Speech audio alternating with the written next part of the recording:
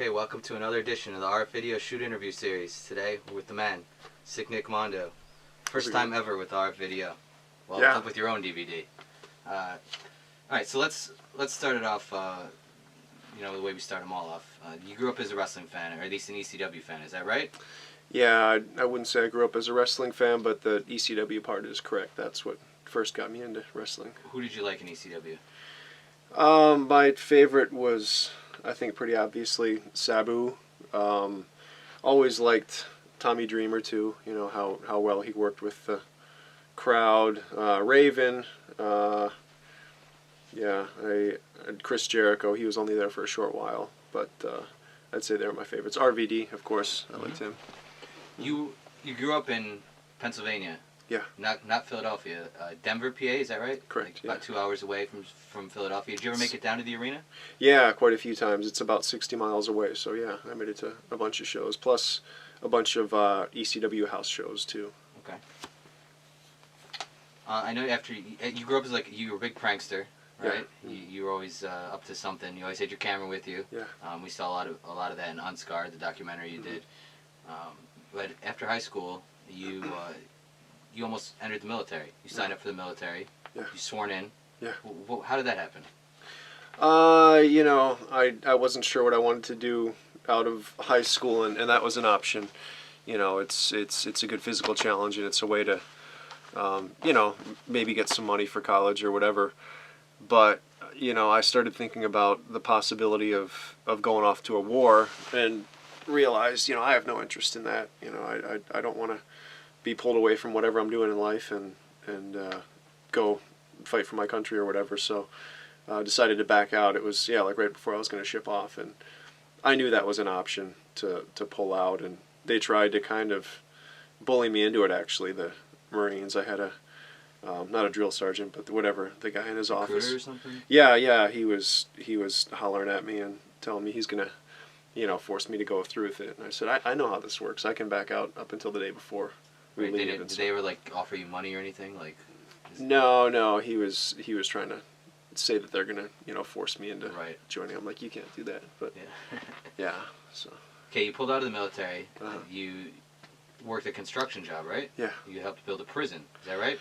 Yeah, I was. We were building the forms for putting together basically the big wall sections of a prison. So it was it was a construction job, and it was good money, and we'd work long days, and it was a quick way to just save up money for wrestling school. You started wrestling school in Cleveland. How'd you end up in Cleveland? To be honest, it it was a school where you could, excuse me, let me get a drink. You could get through the training relatively quickly. It was, I think, just around 2 months. We trained 6 days a week, 8 hours a day, so it was, it was full-time training, and so, I didn't want to go to school for a year or whatever like some people do, which is probably better, to slowly learn the craft, but I just wanted to get out there and start wrestling, so that was the school I chose. Did you look into any of the local schools like Monster Factory or the Samoans School? I do remember looking into some in Pennsylvania. I can't remember exactly which ones, but Al Snow's name was affiliated with this school too, so that was one reason why I chose it. Al Snow wasn't there though, is that right? I mean, but did you think you were going to train with Al Snow? Is that what you thought was going to happen? No, I understood it wasn't going to be him running the school, but he did stop by a couple of times when we were training. But it was two of his former students that actually trained us. Okay. You said on Unscarred again that your initial training only lasted 10 weeks. Is that right? Something like that, yeah. And then from there you went right to the Ohio indie scene. Uh-huh. What do you remember about your first matches? I remember being nervous and not really knowing what I was doing, but I think my first few matches, some of the students that I trained with, it was with them, and I actually did a big battle royal with one of my instructors. He was in it too, and so familiar people, so I got through it, but just feeling like I was still pretty green and had a lot to learn. I actually stayed after I officially finished training. I lived there for a while in the training center and would continue to train and stayed for a few months.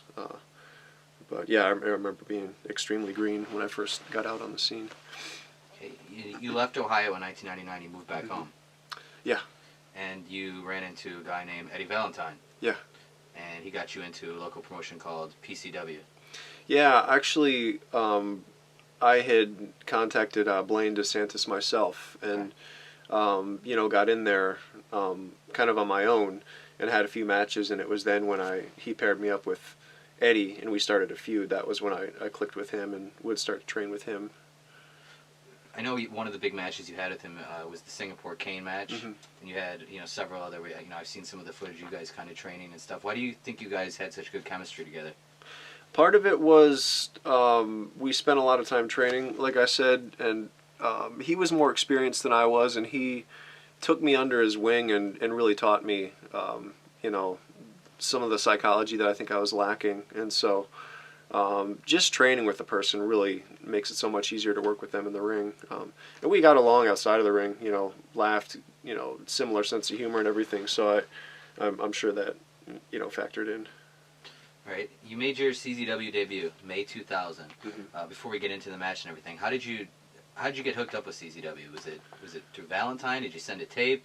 I was doing a show for Jim Kettner, ECWA, and I had met the backseats there, and I was chatting with Johnny Kashmir, and I was telling him about a match I was going to do with Eddie Valentine, and we were going to do a spot where instead of him bringing me in the ring the hard way, pulling on the ropes and you flip over off the apron into the ring, I was going to go out the hard way and land on the floor.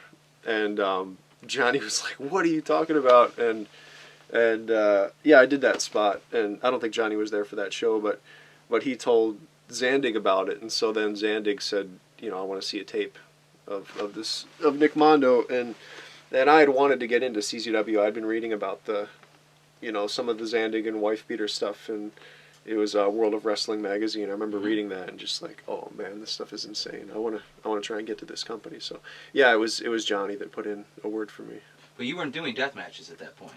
No, I was always trying to get into some hardcore stuff with PCW, and Blaine would always get nervous and try and hold back what I could do. But I was always interested in getting into some of that stuff. Yeah.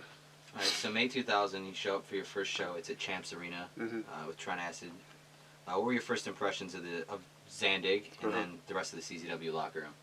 Zandig, he was kind of an intimidating guy. He's really reserved and kind of quiet and obviously pretty dangerous, pretty wild in the ring. And so, I wanted to impress him, and I wasn't sure if I'd be able to. Definitely a harder crowd, CZW, and so I knew it was going to be a challenge to get over with them. But again, Trent, I'm sure we'll talk more about him, but I learned more from Trent than anybody I've ever worked with, and he was such an instructor. I'd say, like, when you're wrestling him, he's the whole time communicating, in the match, and his timing is so good, and so I felt comfortable as I could be in my debut with Trent. What about the rest of the CZW locker room? Like you mentioned, Wife Beater, the other guys there, Nick Gage, Lobo. Yeah. What do you remember about those guys? You're meeting them for the first time. It's probably the only locker room that I've ever entered or been a part of where the guys actually don't feel like they have to shake everybody's hand when they come in, and so it was a little, I won't say off-putting, but it was startling at first. I was like, what's going on here? And then I realized, these people are just kind of laid back. So it did feel comfortable to me. And then I realized when I asked Zandig, can I get a table in this match? He's like, you want two? And I'm like, are you kidding me? This is awesome. So I enjoyed the freedom of it, and I enjoyed, that it didn't quite feel like some of the other places I've wrestled. In the first several months you were there, you like I said, you weren't doing death matches yet, but they were still going on there. Yeah. You were on the, I guess you would call it the undercard of They Said It Couldn't Be Done, 200 Light Tubes, Gage and Wife Beater, which was June 2000, your second show. It's the field outside of Champs Arena. What do you remember about watching that match live? Because I'm guessing that was probably the first time you were there at like a big spectacle like that. Yeah, I was impressed. Wife Beater, the dude is just a machine. I'll tell you. Like as much as I'd look up to Trent for wrestling and just performance, I always looked up to Wife Beater as far as the hardcore stuff, and he blew my mind. I was just like, this guy's the real deal, and so I was impressed, and it was the first 200 light tube match I'd seen, so it was quite a spectacle, and as messed up as it is, I was hoping that someday I could be involved in one of those myself, Okay. Over your 3.5, 4 years of full steam CZW, you ended up having a lot of matches with the Backseat Boys. But I guess you would say, your first major matches were against Acid and Cashmere when you were teaming with Rick Blade. Yeah. What do you remember about those matches? July and August 2000 were the first two. Very spotty, and I still feel like I was pretty green during that time, but somehow the combination of us together seemed to click. It was kind of exciting, those matches, but Blade and I as a tag team, we never really, I guess, functioned as a proper tag team. I think we were both just trying to get ourselves over, essentially. So, I remember it was exciting. I think we tapped into good responses from the crowd with those matches, but was still kind of, forming my identity, and I think some of the other guys were in those matches too. And in August 2000, you and Rick Blade actually won the tag titles from Backseat Boys. You're only 4 months into your CZW run. Yeah. Was that like a big deal for you, or was it just, It was, and I keep saying how green I felt at the time, but I really was. I hadn't been wrestling that long, and it did feel like a lot of pressure to me to get that much attention that early on. But I mean, I was going for it. I was trying to click in CZW, but it was a big deal. But I was also just wondering if I could live up to the hype, October 2000, you wrestled 3 matches on the show, including your first in-ring encounter with the Wife Beater. Okay. You already said, from watching Wife Beater, you knew he was tough. What do you remember about your first actual in-ring match with the Wife Beater? If anything. Was that just him and Justice Payne beating me up, I think? Yeah. Yeah. I don't remember much about interacting with the Wife Beater in that, but I remember Payne smacking me around pretty. Oh, no, you know what? I do remember that there were bleachers along the side of the arena there, and I wanted Wife Beater to press me off of them down, and it was like a table wrapped in barbed wire with light tubes and glass. And I remember I said to him, after you throw me down, I said, I want you to take my legs and like pull me through the wreckage. And I remember he just pauses and he looks at me and he's like, do you mean to cut you? And I said, yeah. And he just pauses and he goes, okay. And that was that. And so it was funny. It just phased him for a slight second, but then he's just like, okay, like it's a completely normal request. So yeah, I do remember that, and hoping to do more with him eventually. How about your first impressions of Justice Payne? He's kind of can get a bit reckless in the ring, I'd say.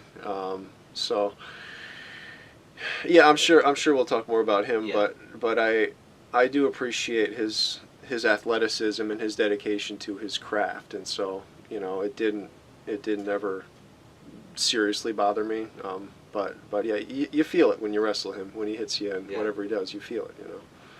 Okay, late 2000, Yeah. still less than a year in CZW, and very, very green to the business, as you said. You make your first trip to Japan with CZW for Big Japan. Yeah. Had that been a goal? Was that even a thought for you at that point in your career, or was that like off in the distance as far as you were concerned?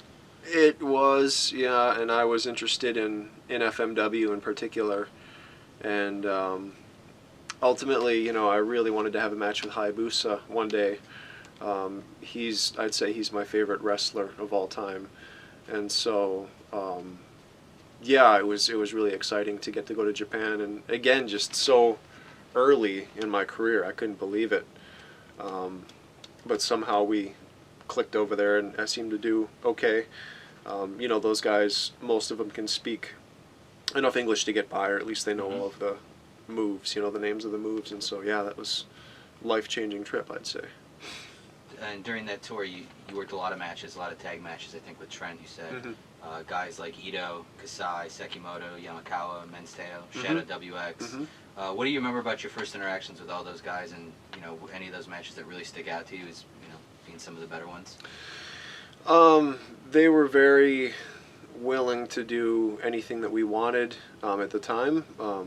It's amazing, what Ito's become. He was just starting out then, and he had long hair and was just this real skinny guy and would throw lots of kicks and stuff like that. But yeah, Trent and I gave him the backseat driver, the backseat boys finishing move, and Trent shot him out, and I caught him with the chair, and he slapped it, and it bounced off the ring and came up and hit him in the tooth and actually broke his tooth off, and he got it glued back on. But I actually just bumped into him about a year ago and brought that up again, and I just said I wanted to see his tooth, and it looks perfect. He got it fixed and everything. But yeah, very tough guys though. And I remember Zandig and Wife Beater kept telling me, stiff these guys, they really like it when you stiff them. I'm like, what are you talking about? And I remember throwing a few stiff kicks or whatever, but after a while I'm like, I don't know if this is a good idea or if they really like it, but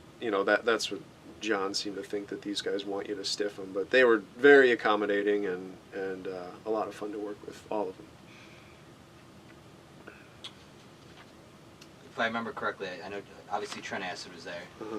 Nick Gage was on that trip.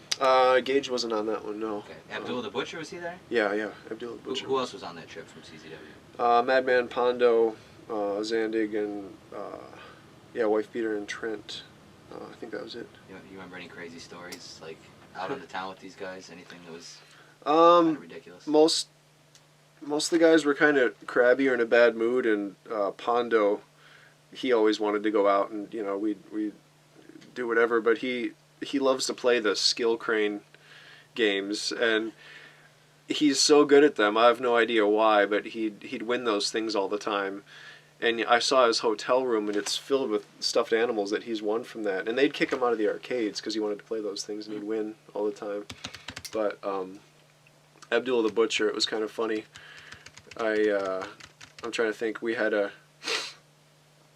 I'd done a couple matches with him, and he didn't really want to call anything. He just wanted to do it in the ring and, right. Just kind of do his thing and make it up as he goes along. And we were going to do a mixed tag match, and I was kind of frustrated, and I wanted to call some spots and everything, and he didn't want to. And then I said something to him like, listen, you're just here to waddle around and cut yourself. Like, I'm here to actually, do some flips and moves and wrestle and whatever. And he got pretty mad. And then I guess he was telling, Trent and a couple other guys that he wanted to fight me and everything. And I was like, can you imagine if I got in a fight with Abdullah the Butcher, how funny that would be? And I think he'd have a hard time catching up to you. And, but anyway, I remember another match came up, and it was like, a total markish thing to do, but I said to him, we were calling it, and I wanted him to stab me in the arm with this fork and rip it, because I thought it would be cool if I had an Abdullah the Butcher fork scar. Right. And it scared the daylights out of him when I said that. He just couldn't believe that I requested that, and it seemed to really change his disposition. So after that, he was kind of nervous whenever he would get around me, like, what's wrong with this guy?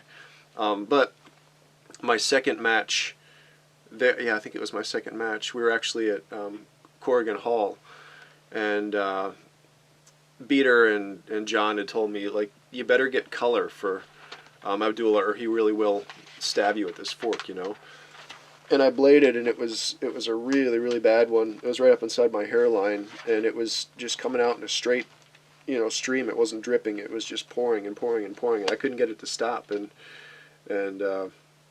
I did an Asai moonsault to the outside, and Masanori Horie, he was there. He's a big wrestling fan. You always see him in pictures with the Japanese wrestlers. But he said afterwards that when I did that moonsault, it actually sprayed in an arch, like, into the crowd. It was bleeding so bad. But yeah, I couldn't get it to stop, and I thought I was going to have to just, like, go to the locker room because I was losing so much blood. But I showed it to Zandig afterwards, and he ended up getting me some super glue, and so I just super glued it shut. But Yeah, yeah. Other than that, I don't have anything too crazy to tell you. But I know over the years Zandig became a pretty big star in Japan. He had the beer named after him, and he had a couple action figures, big Japan action figures. hmm What was it like being around Zandig in Japan? Do you think he had grown into like a big name there yet, or was it still kind of being developed? um, he definitely got a good reaction at the BJW shows. Most of the time, he kind of kept to himself and would just go to his hotel room and didn't really want to talk to people. And so, yeah, he just seemed to be kind of in a bad mood the whole time there. But like I say, he'd really light up the fans, and they really responded well to him. So Obviously, that CZW Big Japan relationship fell apart. There's like a lot of rumors over what happened. yeah, I know you weren't probably there the last time, Uh-huh. but did you see any of that like in brewing? Like, could you tell that John was mad at Big Japan, or did it just seem like he was just grumpy because he was on the other side of the world?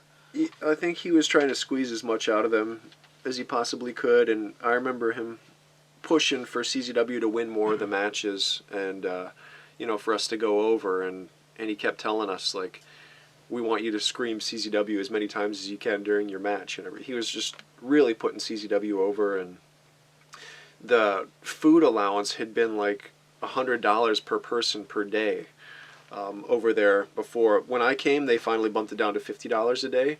But I mean, $100 a day, like who the heck needs that? And everybody had their own hotel room, and he insisted on that. And they were good hotels too. And so I think he was just asking a bit too much, and But I saw the final match he had with Matsunaga, and when he got on the mic and some of the stuff he said, that was pretty much severing the relationship right then and there. And he's just saying, you send us over here to wrestle these washed up pieces of trash, and he cut the deal right there. He said, this is it, CZW's gone, we don't want to come back here ever again. And I think there were probably a lot of guys that were like, what are you talking about, man? Because he was sick of it, but there were a lot of guys that really wanted to keep going. I know Pondo had ended up setting up his own relationship. Yeah. It's been talked about in some other shoots, but it did seem like John went out on his own on that one. Yeah. You said a lot of times that trip to Japan was one of the best times of your career. Yeah. What was it about Japan that you found so appealing? I'd been to Europe before, and there are cultural differences, but you can tell, we live on the same planet. It's not that strikingly different. But Japan, so many situations that just make you say, where the heck am I, and how do you get people to behave like this? And so it was just a real shocker, culturally. But you just, I don't know, you feel so safe and free to do whatever you want there. At least I did at the time.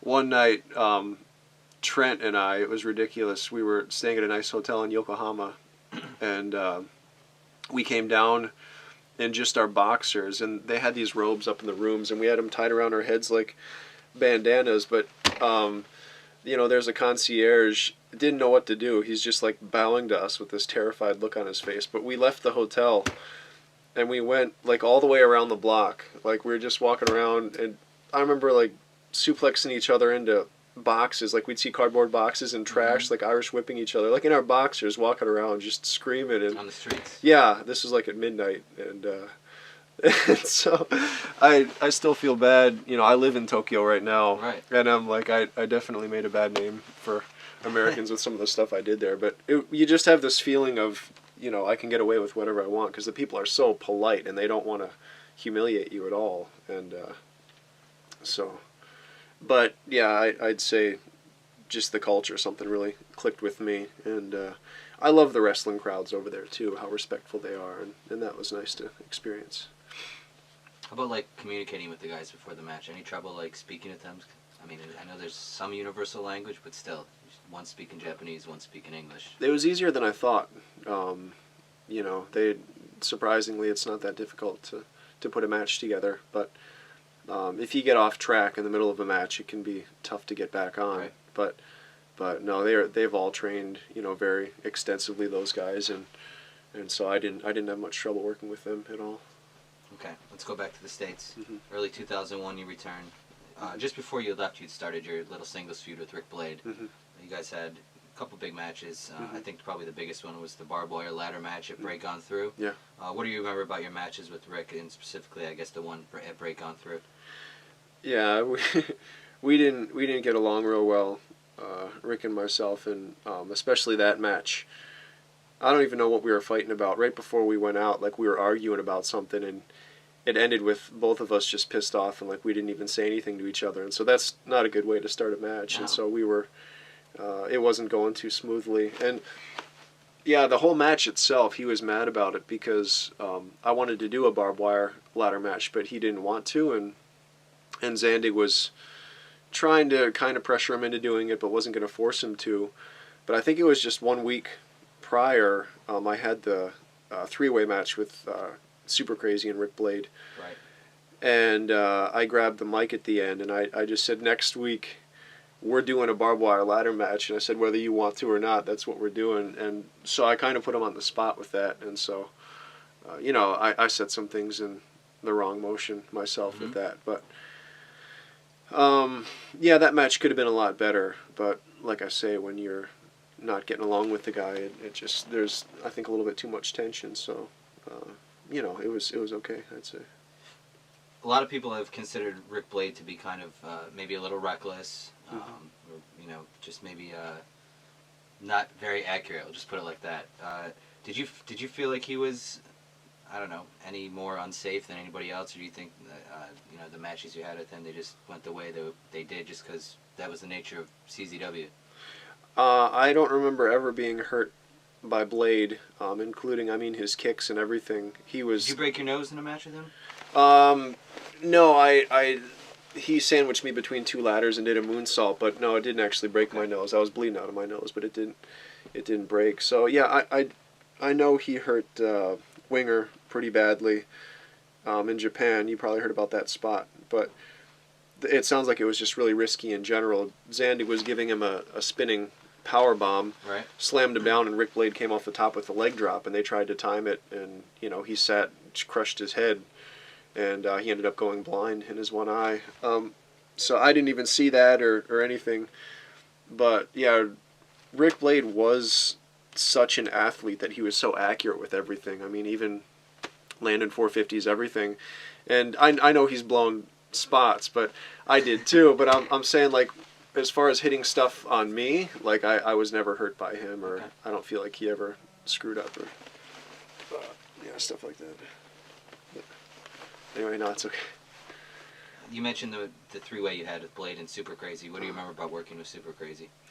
I was really pleased with how that match went, and I remember it was going to be a little bit more complicated than it was. I'm fine with how it came off, but I loved watching his matches with Tajiri, and so I was thinking, yeah, we want to do some really complicated high spots and everything, and he was just like, oh no, like maybe a little simpler, and so we dial it back, and yeah, he didn't want to do a whole lot of risky stuff in that match, and I don't blame him. ECW is such a more prominent company, and he's just kind of coming through the indies, but I wanted to do a spot where Blade and I were on the outside of the ring and maybe fighting over the ladder, both of us pulling on it, and I just wanted him to do an Asai moonsault to the center of the ladder, and we turn and it kind of takes us both down, but he didn't want to do that one. But just about everything else in that match looked really good, except for I think he put me in a surfboard stretch and wanted to throw me out of it into the ladder. It was something like that. I can't remember, and the crowd kind of booed it, but he played it up good. He was just like, come on. But yeah, he was fun to work with. That was cool. March 01, you wrestled in a tag match against Justice Payne and Reckless Youth. Oh yeah. Reckless Youth was king of the indies, especially on the East Coast. What do you remember about being around Reckless Youth, both in the ring and outside, and what were you able to learn from being around him? Honestly, not a whole lot. My interactions with him were very brief, and even in the matches that I had with him, I don't think we did a ton of spots together, but I do remember watching him and thinking, man, this guy is smooth at what he does, and I was hoping I could pick up on some of that. I did kind of bury him on the mic the one time. Trent and Johnny used to always like to bring that up. they thought that was pretty classic. He always did that to other people. I just called him out and I said, "You've got no business calling yourself reckless youth here." And I called him the cautious middle-aged man. It was like, in CZW, if you're gonna come in here and call yourself reckless youth. And so it was funny though, that got a smile out of him in the ring. I saw him crack a smile and he just shook his head. And but it was, I think, pretty much right after that he started calling himself the Technician, Tom Carter, and I think he realized it's probably time to drop that name. But I mean, nothing against him. I'm just saying his hardcore stuff was not reckless or hardcore in CZW, but his wrestling was top notch. I mean, it was beyond what just about everybody in CZW was capable of at the time. Okay, the next month, CZW, April 2001. You remember? Unfucking believable. Oh yeah. I think it's pretty safe to say that's your first like full-fledged death match. I've been calling for Fans Bring the Weapons match. I've been telling John, just give me one. You know, that's what I want to do. And so he said okay, and yeah, that was our shot at it. To this day, people still refer to that match. You know, one of the craziest, wildest, out of control, bloodiest, one of the most ultra-violent matches. Just total chaos. I think it personifies CZW in a lot of ways. Just the way that match unfolded. You and Jun Kasai against Justice Payne and Johnny Kashmere, another guy, not a deathmatch guy. Yeah. And you went all out in that one. Did you guys have any idea that match was going to turn out the way it did and have the, to this day, have any idea that it would still be regarded to this day, as one of the craziest matches ever in CZW? No, I had hoped it would go off like that. I think part of it was the fact that it was indoors in a closed setting, and there's just so much broken glass flying all over the place, and it was kind of like a riot, and so I think that lent something to it. But no, you never know what's gonna really stick around and impact people or anything like that. And but yeah, a lot of crazy stuff happened in that. Poor Kasai, they gave him a double team, power bomb to the outside of the ring, and I guess his legs got kind of pushed up over, and he landed on his head going through that piece of plywood with the light tubes, and it looked like he just about landed on the tile floor on his neck. I mean, it was bad. But yeah, I felt bad for him too. It was after the match was over that Justice Payne swung that light tube and hit him with it. I mean, the match was over, and he ended up getting like 60 stitches from it, and had to be on a plane at, I think it was like 6 the next morning, and that must have been an uncomfortable flight back to Japan, I'd imagine. But was that? I know it was in Delaware. Was that at was that Station 44? Do you remember? I'm pretty sure, yeah, in that fire hall, yeah. And again, correct me if you can remember. Was that the show where, like, midway through the match, the people who ran the building started going crazy, trying to shut it down? Was that the match? No, I don't know if it was the following event, but yeah, that one was called Stretched in Smyrna. Okay, that's the one.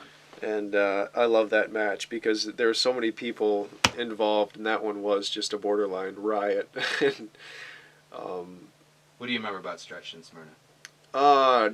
Just every time you turn around, somebody's hitting you with something, and but I was having fun. To me, it was a lot of fun. I mean, there were a lot of death matches that honestly I just wanted to do a little bit more athletic, stuff in it, and but that match, it was kind of just like a street fight, but it was so wild that I was just having a good time with it. But the finish of that match was actually going to be, there was a bag filled with screw-in light bulbs under the ring and thumbtacks glued all over them, and someone was going to hold my arms, I can't remember, and I think Lobo was going to take them and press them so they were sticking in my back, the light bulbs. Then they were going to take a chair, wrap it with the towel, light it on fire with lighter fluid, and then chair shot the light bulbs into my back. Is that your idea? Yeah. And but it was canceled because the police literally came in and said, "You better shut this down right now." And so I remember seeing the finish happen early, and I was just like, "What's going on?" And Zandig just ran out with the weed whack. I can't even remember what the finish was, but yeah, that was a wild match. What made you decide to start doing the death matches? I know that you were a fan of them and you liked them, but it's one thing to watch them and admire them, and then it's another thing to actually start doing them. That's kind of a long answer, and believe it or not, I'm actually considering right now putting together a film project that's going to attempt to answer, why, like what's the reason for doing this stuff. And in my mind, there is a reason why just about everybody does get involved in that stuff, and it's not just the fact that you're a young guy with adrenaline and you want excitement and adventure. There's some sort of dysfunction going on, and so that is a long answer, but I'll just say I feel like I had some unhealthy thinking going on in my head, and it's intentionally self-mutilating, and injuring yourself, and so like I say, that's kind of a long answer, but in my mind, there definitely always is some dysfunction mixed in with just the hunger for attention and excitement, adventure, and that sort of thing. But that is part of it. It is a rush. I can tell you that when you get that close to danger and potential, serious injury and survive it, and you shock a crowd and get a response, it's a rush, and it's addicting. I mean, make no mistake, and it's very dangerous because you want to keep upping the ante, and so yeah, that was definitely part of it too. Okay, the same month is uneffing believable. You did MAW's Hardcore Cup, which was a pretty big deathmatch tournament at that time. That night you faced Ian Rotten and Necro Butcher, I believe, for the first time. What do you remember about meeting those two for the first time and wrestling death matches with those guys? Yeah, I'd been talking to Dave Prazak, and Ian had hurt somebody recently. I can't remember what it was, and I Be Beautiful around that time. It might have been, and there was somebody, he took like a grandfather clock and slammed him in the head with it, and the guy cut his temple. Mitch Page. I think that was it. Yeah. And he lost a lot of blood, and I was a little nervous. He had kind of an unpredictable reputation about him, and Prazak said to me, like, if you stiff Ian, he'll back off, and that's how you control him, essentially. And so the reason why I was a little bit nervous is because I met him and we were going to call our match, and I just said, like, one of the first things I said was, I don't want any chair shots to the head. He does the chair shot from hell. Right. And that's like his finisher, and he just looks at me and he goes, okay. And I thought, yeah, right, this guy's, do it anyways. yeah, and so I felt like I needed to be ready to fight him or whatever in the ring. As silly as it sounds, I've probably only taken, 8 to 10 chair shots in my career. Of all the stuff I took, chair shots kind of scare me, and I didn't want to mess my brain up, I mean, I've had, it's like 9 or 10 serious concussions in wrestling, and that's not even from, chair shots. And so I didn't want him swinging a chair at me like that. And but he didn't. But there was a point in the match, he was seeming a little intense or something, and I just kicked him in the head really hard and got a response out of the crowd. And then I did it again, just blasted him, took his head off. And Prazak wrote me later, and he was chuckling. He said something about, it's like 2 weeks later, and Ian still has bruising on his ear from it. And that was just to let him know that, I mean business if you're going to try and stiff me. But I listened to everything that Ian said, and he really appreciated that and decided that he really liked me after that. Everything he said in the match, I listened to him. Necro was a little tough to work with. The match was okay, but I was trying to call spots, just like I was working a regular worker. And I mean, his character, what he's become, is incredible, but I made the mistake of, the duck, tackle, drop down, hip thrust, arm drag, all that stuff, and it was kind of clunky going into it, and so stylistically I don't think we matched up very well. And I remember, for some reason, I've seen him do a lot of suplexes. He tries to do it into a chair, and he always seems to miss for some reason. And I remember he did one of those with me, and it was just kind of like my elbow hit the chair and I hit the floor, and it was real awkward landing and hurt really bad. And and also it was in that match. I remember Necro said to me, he's like, I want you to chair shot me in the face, like as hard as you can. And I looked at him like, I'm not going to do that. And he's like, why not? And I'm like, because that's like seriously going to screw you up. And he's like, I don't care. I want you to do it. I'm like, it's not just your decision. I'm like, I'm not doing it. And that was that. And he was kind of ticked at me that I wasn't going to do it. But he wanted to do a spot where he's on the apron and I just press him and throw him and he flips down to the floor. And we did that because the chair shot would have been after that. But he kind of bounced his head off the floor. And he was kind of out of it after that too. And so I'm just saying it's a good thing I didn't do that spot because he was so foggy and I had to tell him everything that was next after that. Right. And so, yeah, he sometimes doesn't quite, worry enough about his own well-being. I mean, I know it's the pot calling the kettle black, but I'm just saying there were some things that I think he wanted to do. I'm just like, chair shot you to the face in this dumpy little, building in Wisconsin in the middle of nowhere in front of like 150 fans. And again, I've done a lot of stupid stuff myself, but I sure wouldn't take that, tell somebody to just chair shot me in the face, It wasn't even like, hit me in the forehead or here, just, hit me in the face as hard as you can. Yeah. What are you talking about? Yeah. MAW, I think it was run by Carmine DeSpirito at the time, is that right? Yeah, yeah. What do you remember about him? He seemed to really like just hanging out with the guys and joking and laughing and he said something about I think he had shaved off somebody's eyebrows because they were new to his company or something and I heard whisperings that he was going to do that to me in this hotel and I said, I promise you if you do that to me I'll put you through the sheetrock wall. And I was like, I don't care if I have to find you, like I will put you through a wall if you do something like that to me. Because yeah, there were whisperings that he was going to do that. So he was a prankster and a joker and just really liked to kind of hang out and goof off. So yeah, he was a fun guy to be around. Okay, May 2001 back in CZW, Best of the Best 1. Mm-hmm. I think a lot of people undoubtedly agree that that's the night the Briscoes kind of came to prominence for the first time. Oh yeah, yeah. And you actually, everybody remembers their singles match, but you actually were part of a three-way with them. Yeah. What do you remember about the young Briscoes?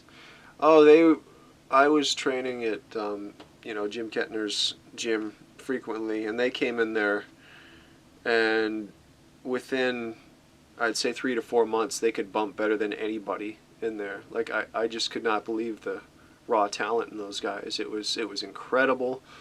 They were goofy, they laughed a lot, and so I always appreciated being around them. Best of the Best, I was ticked off though because they didn't want to put anything into that opening match, and they were working so hard on their singles match. Right. And I mean, you see why. It was phenomenal, but they just didn't have any time for that, for our match, and so I was disappointed. I wanted to do more in that, and they just didn't have any time for it. But I don't hold it against them. I can see what they were crafting now, and that I think really put them on the scene.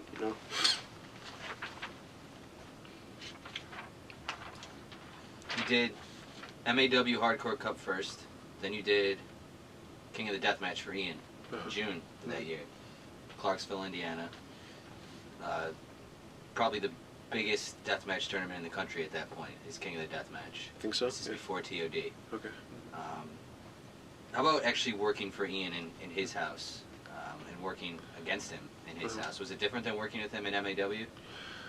I had earned his respect at that point. However, I remember I'd been thrown off of the concession stand back in Sewell by Johnny Cashmere. And I flipped and landed through a light tube table, and Madman Pondo had said to Ian, he's like, this Mondo guy, he's got this thing that he does. You throw him off like a balcony through a light tube table, and I didn't feel like doing it, and Ian wanted me to do it, and so I did.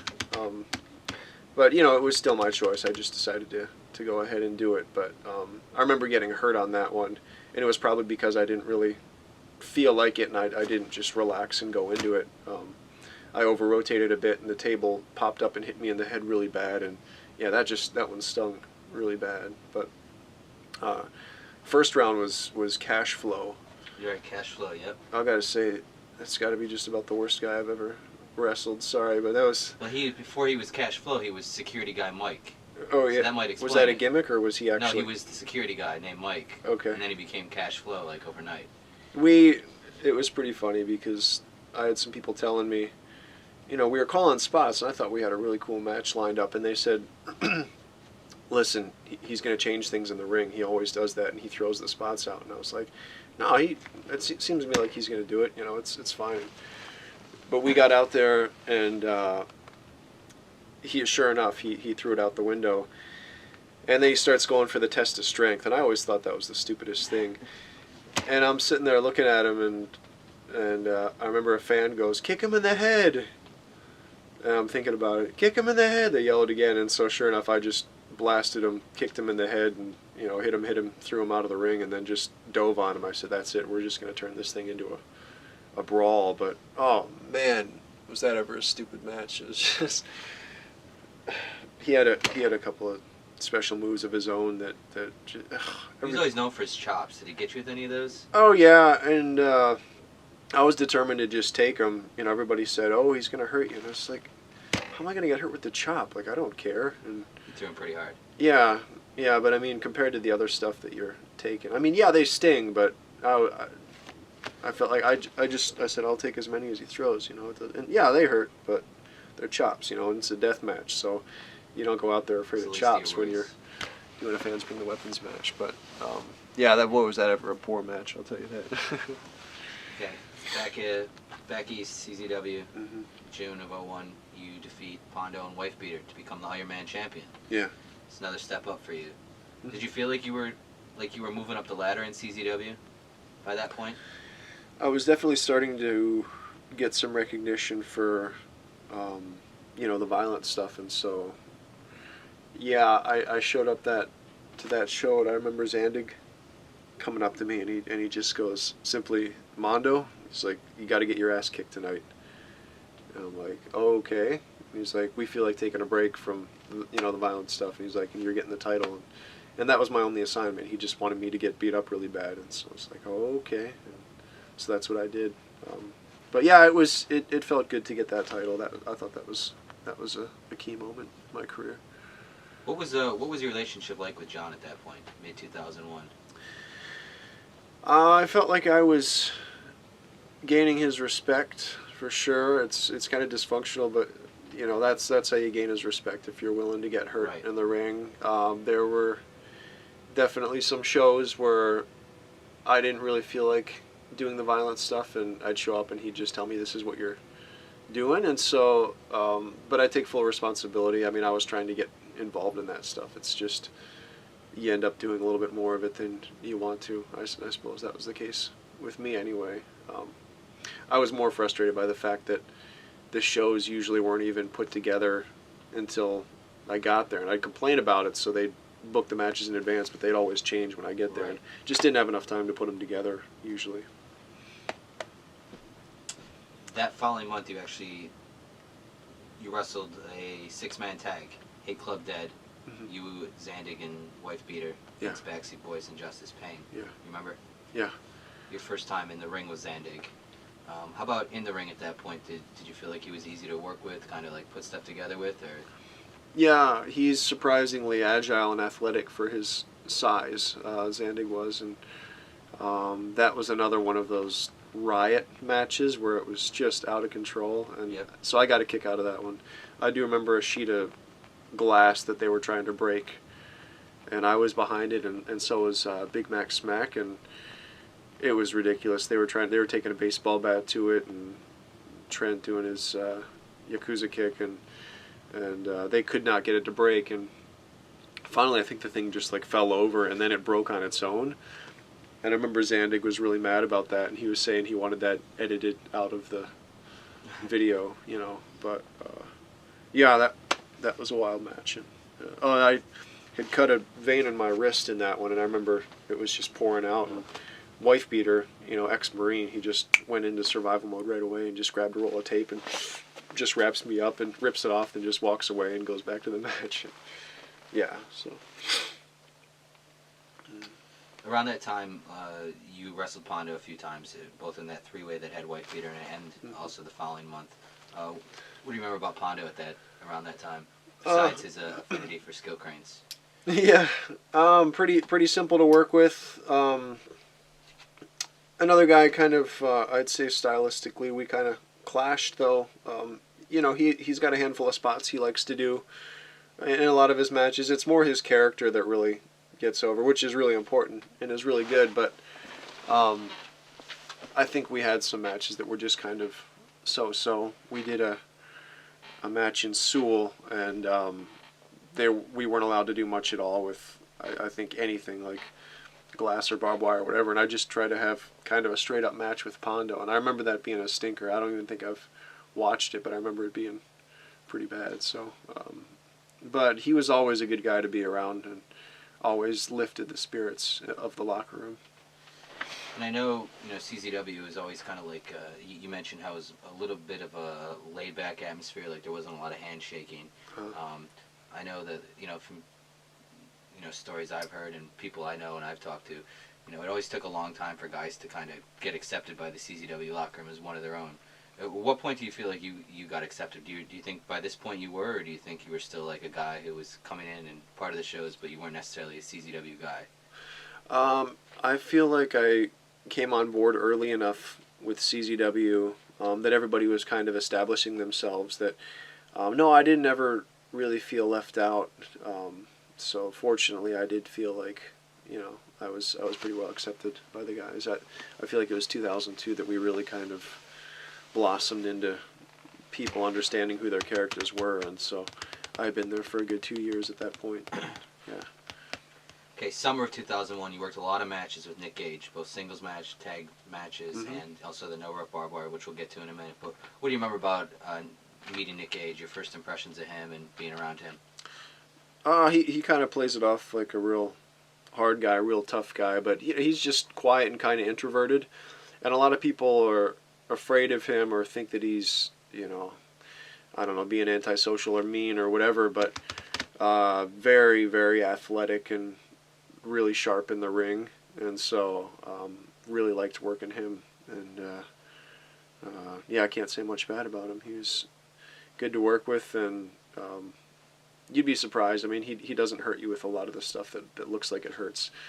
However, I've seen some wicked boot scrapes by him that obviously he's connecting, but no, I don't recall him ever feeling in serious danger with him in the ring. I did with a few guys, but not with Gage. Okay, it was August 2001, I think that was the no rope barbed wire. Yeah. Outdoors in the rain. Yeah. You said on one of your previous DVDs that you weren't in the mood that day. Yeah. And I remember asking him about it, that match, and he said the same thing. I didn't want to wrestle that day. I didn't want to do the match. Yeah. What was going on that you guys didn't want to? Just weren't into it? It was the weather report was calling for a really bad storm that weekend, it might have even been like a tornado or a hurricane or something. It was really, really bad weather, and I think Zandig needed money, and so he wasn't going to cancel the show.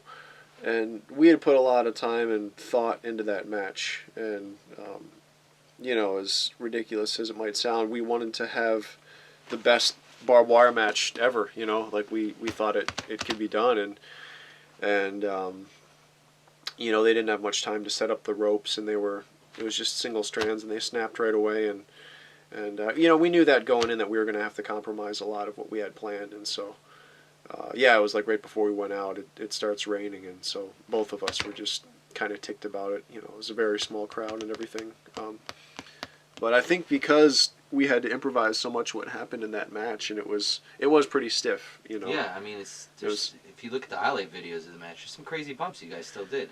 It wasn't until I think it was like 6-7 months after that match. I didn't even watch it because I was just mad about it. And Gage was the one that told me. He's like, "No, it turned out really good. You should watch it." And I did. And so yeah, I'm happy with that match, how it turned out. But we canceled a lot that was planned in that.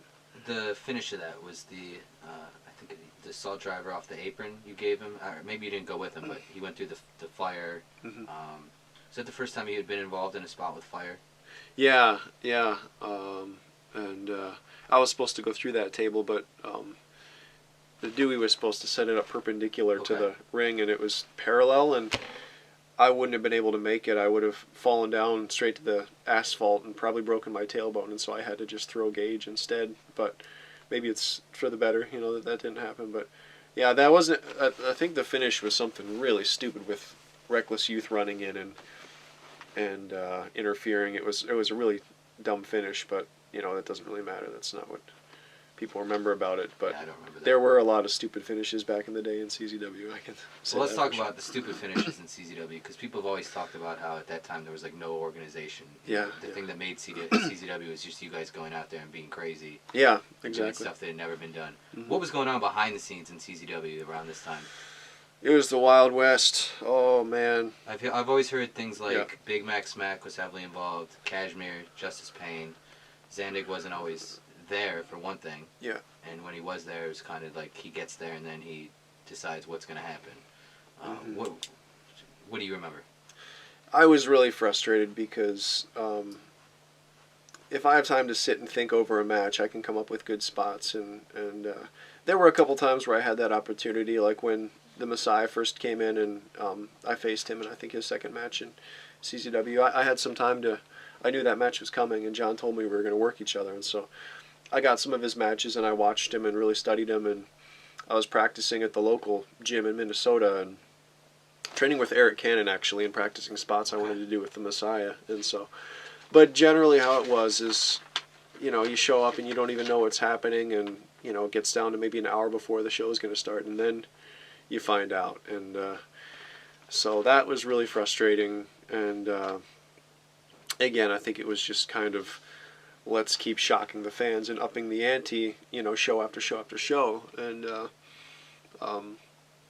do you know who Steven DeAngelis is? Yeah. The You know- announcer.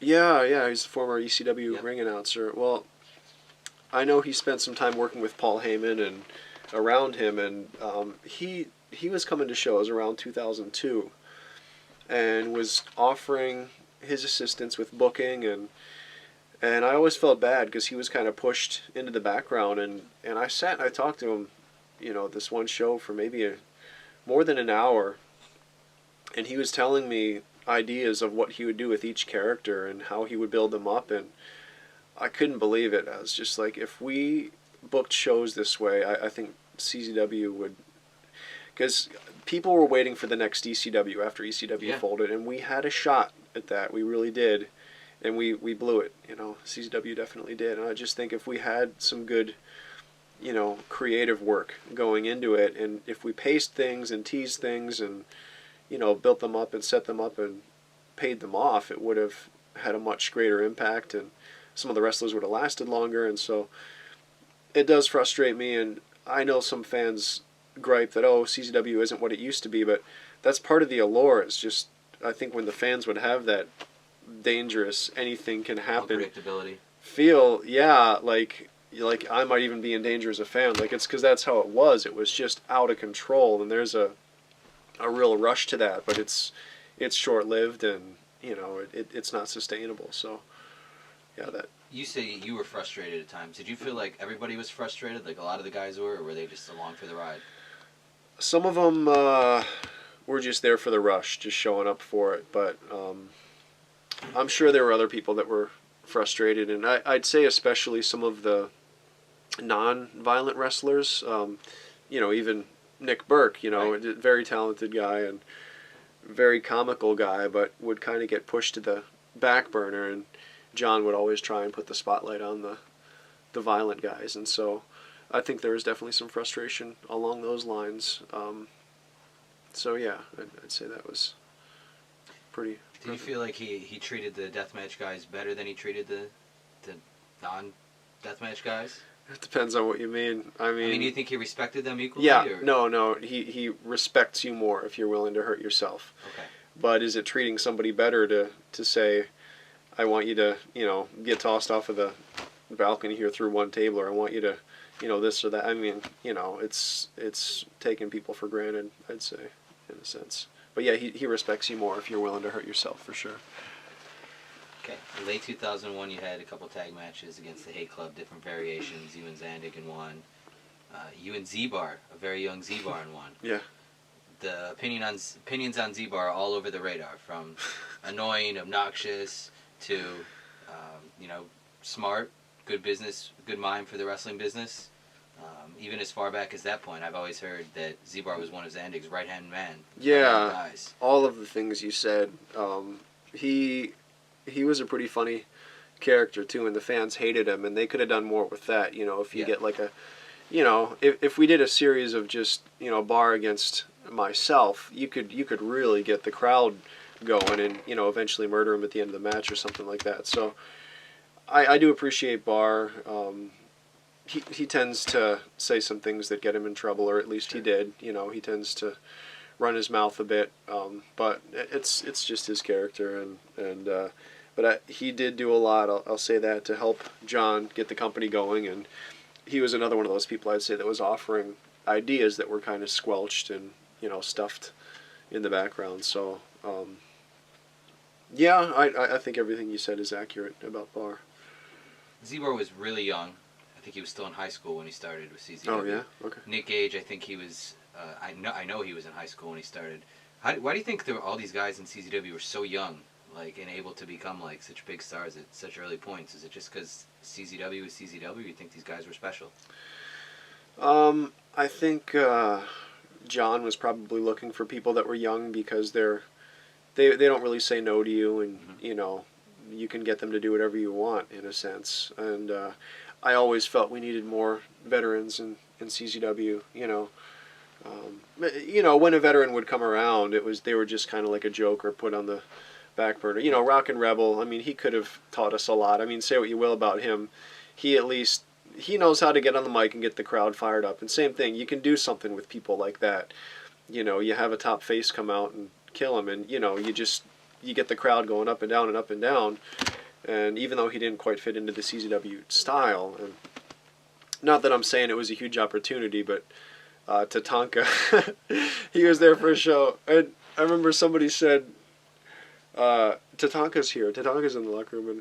And I was like, what? And they're like, no, seriously, he's here. And I turn around, and he's right there, and I came so close to laughing right in his face. It's just the last thing I expected. And Yeah.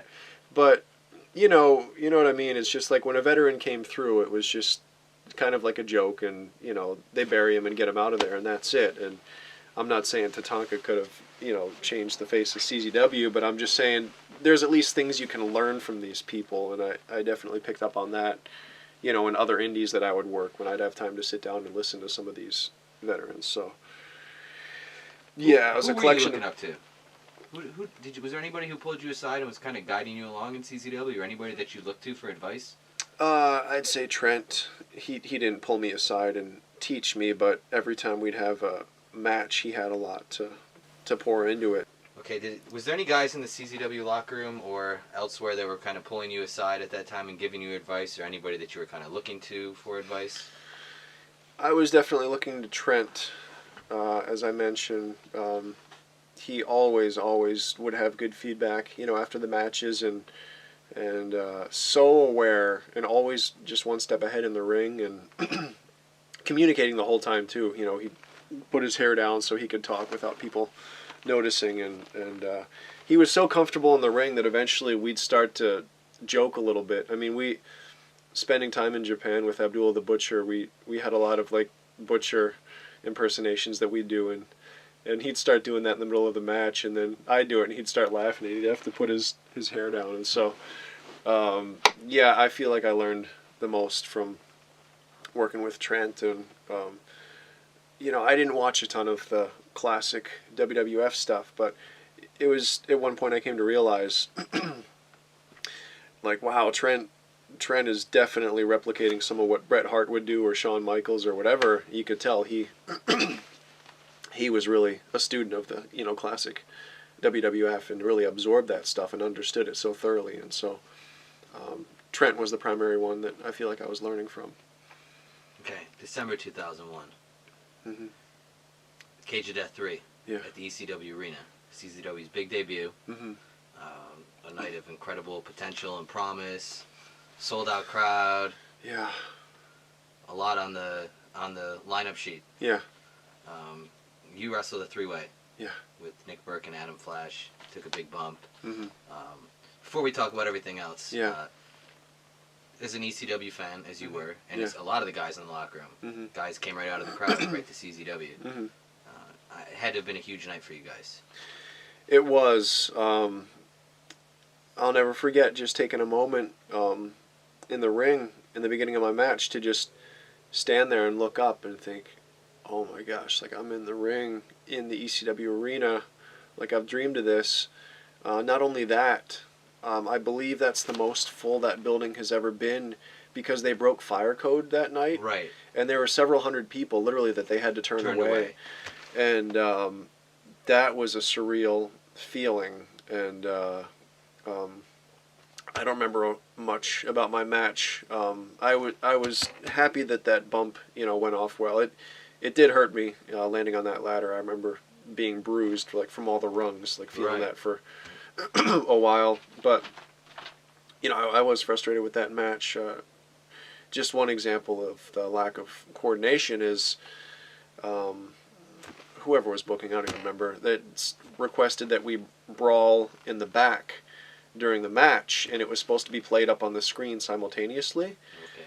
And I'm the wrestler. It's not my job to coordinate all that. So I said, okay. So we called spots, and I think it was with Burke, and we're fighting in the back, and suplex through a table or something, fighting, and then I just come to realize, like, the fans aren't responding at all, and then I hear somebody booing or can't see shit or something like that, and then I was like, so mad, like, I can't believe it. They didn't even hook this up, and afterwards I remember talking to the crew about it, and they're like, what?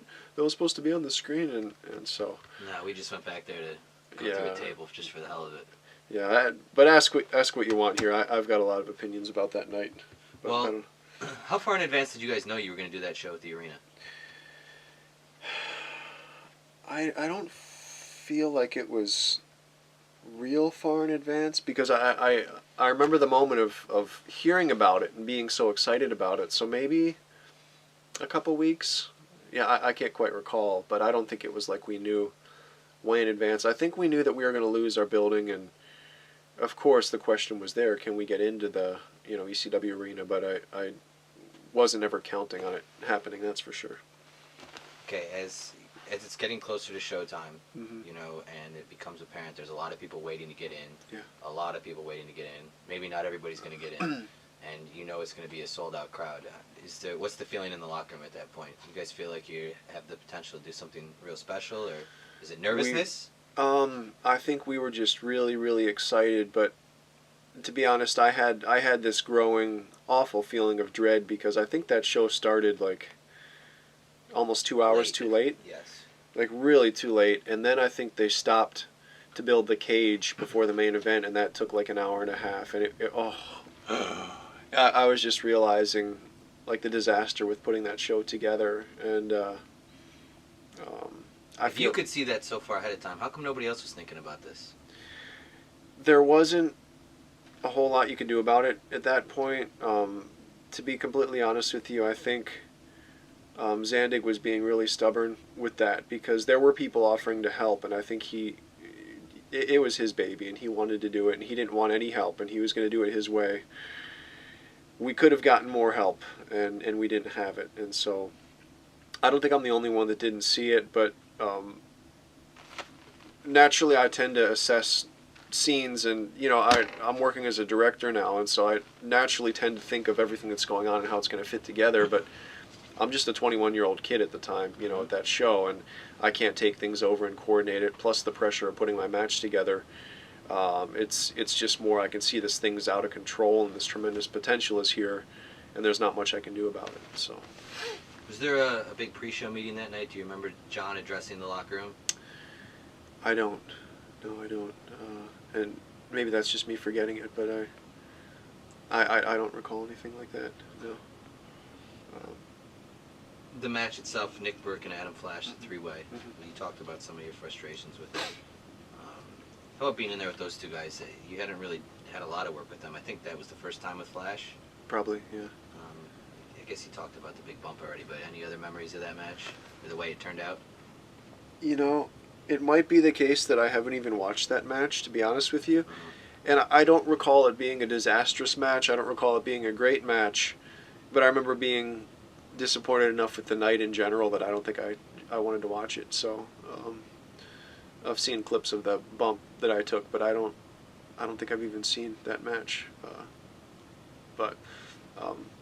Yeah, it's just, what I've said is, like, the fans in Philly especially were so hungry for the new ECW, and that was our chance. Honestly, they were going to give us a chance, and I feel like CZW had some really original characters, and you know, Gage and Hatred were so strong. The backseats were so strong, and you know, Burke and Barr and everybody. I just feel like people knew their identities, and they were so different. And you know, Zandig, this wild man out of control, and you know, Lobo, and I really think we could have done something with one or two veterans in place, but that event, it damaged our company just irrevocably, because we put everybody on the show. There were way too many matches, and some really stinky matches, and if I recall, I think some student matches too. Yeah. At Cage of Death, at your debut in the arena, it was just unexcusable, and people were so frustrated with the wait. If we had just made a really tight, you know, 3-hour show, just the best that CZW has to offer, really tight, like Leave them wanting more, kind of. I'm telling you, like I think we could have stepped right in there and had a shot at continuing dovetailing with what ECW level. Do you think, you know, by the end of the night, which was very late, by the time the end of the night came around, do you think that a lot of people shared the same feelings as you, that it was a little bit of a letdown, or do you think everybody was just... In the locker room, you mean? Yeah. I feel like a good number of the guys don't really look at the big picture. Definitely some of them, you can tell, you know, even people like John Dahmer, I can always tell he's thinking sort of business oriented and all that stuff, but he's not somebody who's going to stand up and tell everybody what to do. So there were a handful, but generally I think it was just a lot of young guys just doing what they were told and not, you know, counting on somebody else to take care of the company. But unfortunately there wasn't really anybody to coordinate the whole thing. February of 2002, you work your first of several matches with Messiah over the course of that year. Mm-hmm. You know, he was representing West Coast, Yeah. big name. You were one of the big names on the East Coast. What do you remember about meeting him for the first time and working that first match with him? I liked everything about him. One of the best guys I've ever stepped into the ring with, and really wants to work hard. He's very athletic, and he's also not afraid to do some violent stuff, and that's kind of a rare combination. And outside of the ring too, everybody liked him. So fantastic guy to work with. You guys were part of that hour-long high-stakes match. Yeah. What are your memories of that match? Do you look back on that as a good one, or was that another tough one? That was another one I just a lot didn't, going on. Yeah, I didn't want to watch that match afterwards. I was frustrated.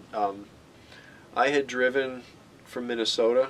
I had driven in that show, and I think that was I think my girlfriend was with me, Bonnie Rain at the time. She might have been on that card, because I remember I drove a couple times, and for her, because she got on the show, but also I remember being with Eric Cannon and I think Kenny Chaos or whatever was with. But anyway, a tire blew out on the car on the way there, and so that set us back, because we were actually going to stop and get a hotel, but so I didn't get any sleep. It was an all-nighter and really long trip. Oh, I was just so exhausted coming into that. It just felt awful, and didn't get a good meal or anything, and it was really hot. I remember that, and just was not in the mood to put on an hour-long match, and I remember I got hurt in that match too. It was when Payne had pushed me off the top. I was gonna hit the Mondo sledge, and I went to the outside and twisted my ankle really bad. I already had ankle problems, and so that was. But I think I recall watching that match later and thinking, no, it was kind of something special, but there wasn't enough of it that we had really put thought into. Believe it or not, most of that was just improv in the ring, and there were some key points that we had planned, like Messiah's girlfriend came out and got the powder thrown in her face and all that stuff. A few key spots, but a lot of it we just kind of improv'd on the fly. So not one of my favorites, but I think it was okay. All right, well, I'm going to come back to Messiah in a little bit. Mm-hmm. But around this time period and throughout the time you were in CZW to the time you retired, you were also working for a lot of Midwest companies, Steel Domain, MAW, Neo Pro, so Midwest, and IWA here and there. When one of your matches at Steel Domain Wrestling, you wrestled the best in the world, as he calls himself, CM Punk. Yeah. What do you remember about your match with CM Punk? I've had at least 3 matches with him. I think there was a lot of potential. I don't recall ever having a great match with him, though. I'd say part of it, honestly, is we both kind of had egos and we're trying to put ourselves over, and our styles didn't quite blend together. It was funny, they were going to make us a tag team in the Midwest. I think it was MPW. Was it MPW? Or no, Steel Domain.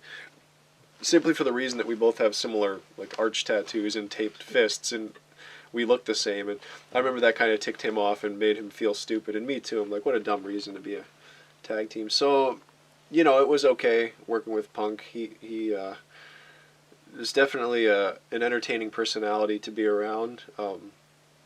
I remember he's legit straight edge, and we were at Buffalo Wild Wings after one of the events one time, and I just started kidding him. He was going on a rant about something, and I just said, you know, Phil, just give me your keys. Like, you've had too much to drink, you know, just give me your keys. And people started laughing, and he got pretty ticked off about that. And he's like, that's not funny, Mondo. Like, don't joke about that. Like, just calm down. Just give me your keys. And so, but he's so dedicated to everything that he does, and so he didn't like me poking fun at that, and, you know, it definitely earned where he is in the WWE.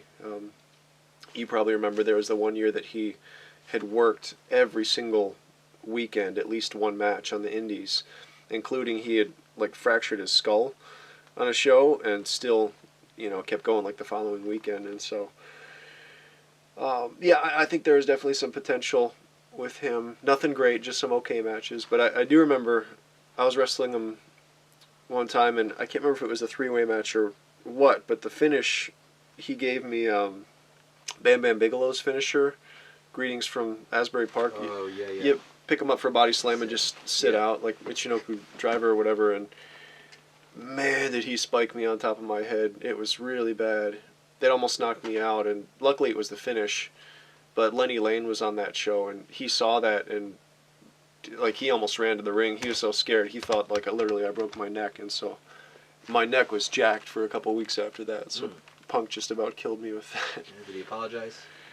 I can't even remember, honestly. I think I may have had another match that night, but I was so out of it that like there was a question as to whether or not I could even do it, and so I was foggy in the back, and I remember finally I got my presence of mind back and did the match. But yeah, I don't have any qualms with Punk, though. He was, you know, very good at what he does and very dedicated. I would imagine Ace Steel and Colt Cabana were around at a lot of those shows at that time. Yeah. What do you remember about being around those guys? Yeah, pretty tight group of guys, and yeah, they were always traveling together and joking and laughing at everything. So I know that Punk and Cabana are still good friends today. And I always got along with those guys well. And there was somebody in, I think it was in IWA Mid-South, that was coming out to, their entrance music was Last Resort, the same as mine. And so when I would work there, I had to come up with different music, and I used Personal Jesus by Depeche Mode, and Punk just loved that. He's like, that is like brilliant entrance music, and he was so serious about it that legit for like 1 or 2 shows I couldn't tell if he was just ribbing me or not. But I finally came to the conclusion he really did like that. But it was pretty funny. He said he wished it was his entrance music. And it later became Austin Aries' entrance music. Oh, was it? Yeah. Okay, yeah. I used to train with him also in Minnesota. Another guy who picked it up really quickly, really athletic. What do you remember about that? Where'd you train with him in Minnesota? For MPW, I'd show up to training and he was there a lot of the time. And yeah, I didn't interact with him a ton, but I noticed pretty quickly how athletic the guy was. I think I was there right when he started training, and he was another one who just had it like right away. It's just always good. But yeah. Okay, August 2000, and 2. Mm-hmm. You know what happened? Tournament of Death? Tournament of Death 1. Zandig's Ultraviolet Tournament of Death. Yeah. Wasn't the first deathmatch tournament in the country, but I think it was pretty clear right from the start that Zandig wanted to make it the craziest, the best. Yeah. What do you remember about that event coming together? I was happy with it. He pushed me that night, Zandig, but I wouldn't have done it if I didn't want to. It was his idea to do the assault driver off the truck in the opening match, and I had to gather myself. It's just like, okay, it's just realizing, because I knew I was going to go on, and it's like, okay, I need to come out of this okay. But I knew about it early enough, and I had gone up on that truck like maybe 3 or 4 times, and I would adjust the tables and just get them perfectly. And everybody thought they were out too far. I had them a good, 6-8 feet from the truck, and I'm like, no, trust me, this is right where they need to be. And but yeah, there was a special feeling that night. I think everybody came to work and knew that it was a big deal. So it wasn't just CZW guys. There were some outsiders in that one. But as far as CZW goes, it was you, John, Nate, Gage, Wife Beater, and then the outsiders. Did you guys feel like, since it was CZW's Tournament of Death, CZW's Deathmatch Tournament, that you guys had to kind of carry the ball that night? Was there any discussion amongst you guys, or did John come to you guys and say, listen, this is our tournament, you guys have to do, I don't remember. You know what I mean? Yeah, I don't remember any speech like that, but I think there was a sense of pride, and everybody really wanted to work hard that night, generally. And, IWA Mid-South was doing some death matches and everything, but to be honest, we didn't feel like we had to outdo them or anything. We had our own product, and everybody was just individually motivated to really work hard, I'd say. And but yeah, there was definitely a feeling of pride coming into it, and it felt like a big deal. And so I think we wanted to come through, all of us, and there were some IWA guys on that show too. And so I didn't feel a sense of competition. It was just like, here's an opportunity, if you want to call it that. And so we kind of seized it, went after it. Homeless Jimmy, as you just talked about, he did the big bump. He's an XPW guy, California guy. That was his first time in CZW. What do you remember? Was that your first time meeting him? Yeah, it was. What do you remember about Homeless Jimmy? Messiah had said to me, he's a really cool guy. He's willing to do anything. He said, keep it simple, because he will forget it in the ring. He'll forget what you call. And he said it's really, really frustrating. And so it's a very simple match that I had with him. And that kind of was the case, even with as simple as it was. Oh, well, what's next? What are we doing? And so I was kind of stiff with him in that match. And I wasn't angry at him, but I was... There were a couple matches that I had where I felt like they were going to be kind of lame, so it's like if I turn it up and beat this person up a little bit, it's going to add something to it. And I wanted it to be a good first round match, and so I was kicking him around pretty good in that. But he's a great sport, and he acted like he wasn't nervous at all about the assault driver, but he said afterwards he was just so anxious about it, and like threw up on himself right after I did that. He's like, right after I pinned him, I don't think the cameras caught it, but I guess he threw up on the ground there, and he said it was because he was so nervous about it. But there's like somebody's mom in the back, because that was part of a bar, was like hitting on me before the show, and just like, yeah, whatever, nice to meet you. But I remember like 15 minutes after the match ended, I saw Jimmy in there like macking on this lady after puking on himself, and it was Anyway, Jimmy. And she was pretty happy. Yeah, it was pretty funny. Okay, your second round match that day was with Messiah. Yeah. Very unexpected, because nobody thought he was going to be there. Yeah, I was shocked too. Yeah. Right. Just previous to the event, he lost his thumb. Yep. Very well publicized Yep. drama. It even made it onto America's Most Wanted at one point. Mm-hmm. What do you remember about that whole fiasco? Boy, you want to know what's crazy? I had stayed with Messiah just like 2 weeks before that incident happened. I had gone out and I wrestled for, I think it was Golden State Championship Wrestling. I wrestled B-Boy.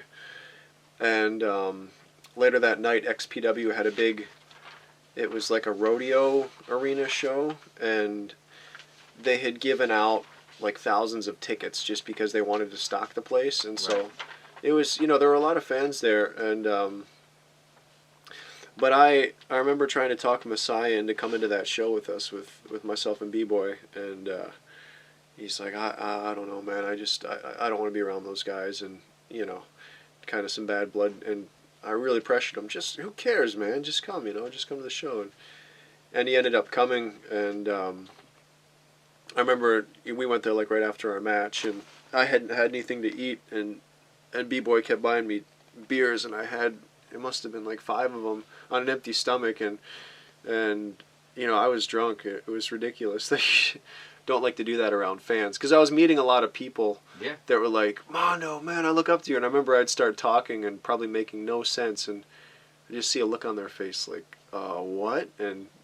But we were sitting ringside, myself and B-Boy, and the crowd started chanting for me at one point, and then I stood up and acted like I was going to take my shirt off and like hop the guardrail, and then they started chanting for B-Boy, and like he did the same thing, and we kind of got the crowd going, and then I guess people started throwing beach balls around, and there were some good matches that night, but some weren't so great, and the fans were all restless. A lot of them were free tickets, and anyway, I think word spread that Messiah was there, but he was kind of tucked up like under the the overhang, and word spread that maybe he was riling up the crowd, and so he got a call, and it was like, you better get out of here right now, or there's going to be serious trouble.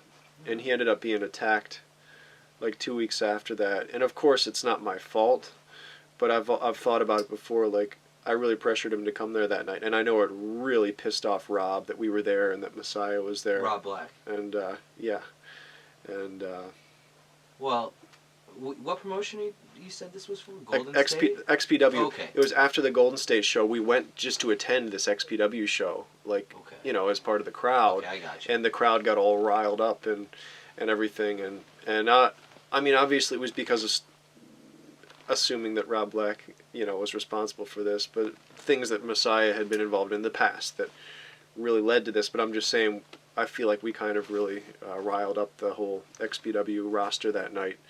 Part of me, was me having a few too many drinks and everything, and then, Messiah being there. Then he got a threat on his cell phone, like, you better get out of here. You didn't know who the call was from? It was somebody in the back who was kind of neutral, who was kind of watching out for him, and I think giving him a warning. Yeah, like, listen, you better leave, like, something's going to happen here, and so he left, and so that might have, you know what I mean, like, incited things just a little bit, but again, it was due to other things that had happened in the past, and that led to that. But it was just afterwards, I was like, I shouldn't have pressured him to come to that show, and I wish I didn't kind of get the fans riled up that way. But yeah, that was intense. Did you ever have any talks with Rob Black about XPW? No, I did get calls from some of the other guys offering me to work for them, though. Chris Hamrick and a couple others.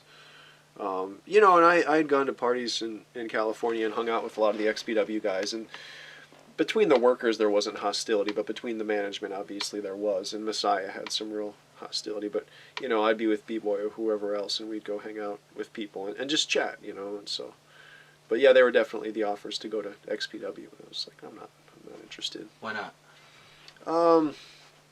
CZW was my home, and obviously it was going to sever the relationship if I went there. Zandig had told me before, like, I don't want you working for IWA Mid-South or whatever, and I'd said, you can't tell me that. It's like, look what you're paying me. We don't have contracts. I'm like, you don't tell me where I'm not going to work, but I understood that XPW was kind of on another level, enemies with CZW, and so, I knew it was going to have to be one or the other, and CZW was way too comfortable to me, and yeah. Okay. The matches with Homeless Jimmy and Messiah are, they're memorable in their own right, but that day, as far as you're concerned, is more remembered for what happened in the finals with Wife Beater. Mm-hmm. They're, 200 light tubes, it's dark out, first tournament of death, it's the culmination of a long day. What do you remember about putting that match together with him, and when does the Weed Whacker first get discussed? It wasn't until I think I had decided before that night that I wanted to do that, but I don't think I told them until close to the main event. And yeah, they were telling me don't do it. It's just Who's not. they? I remember Zandig saying that, believe it or not, and Wife Beater too, saying he said it was the worst thing he's ever taken, and he's like, you don't want to take the weed whacker, and Zandig saying you don't need to do it, and he wasn't pushing real hard. He's just like, you don't have to do this. And I'm like, I know, and so, but the match itself with Wife Beater, we didn't put a whole lot into that. It was just a bloody massacre, and nothing really to be proud of. But I had just said in a recent interview I did, it's kind of funny the way that match ended. There was like a storm glass window in the corner, and I gave Beater like a real sloppy German through it. And but when I picked him up, he like slid across my face, and he was all bloody, and it just smeared all over me and got my mouth and everything. And I was already covered in blood, and I could feel I needed stitches and everything because he swung a couple of those light tubes really hard. But that just grossed me out, and I just right after that I just said take it home, and so we finished the match after that. And yeah, the weed whacker was pretty bad. Yeah, I mean, is there anything you could compare that to? Or is that just another John always said it feels like you're getting burned by something that's like a million degrees. You know, it just, I don't know, like shirt off, like falling on a stove top or something, you know. I'd say that's pretty accurate. It just feels like a really bad burn. And do you remember actually, like, was the pain worse, you know, as it's going on, or is that one of those things that hurts more the next day? Or it, right after it hit, it was just unceasing. It's not like this pain that goes away. That's when all the salt that was on me, I started to feel that too, and I just couldn't stop cringing. It wouldn't go away, you know. But believe it or not, what was worse was a couple nights later, I was at home and I took a shower and I put a t-shirt on and went to bed.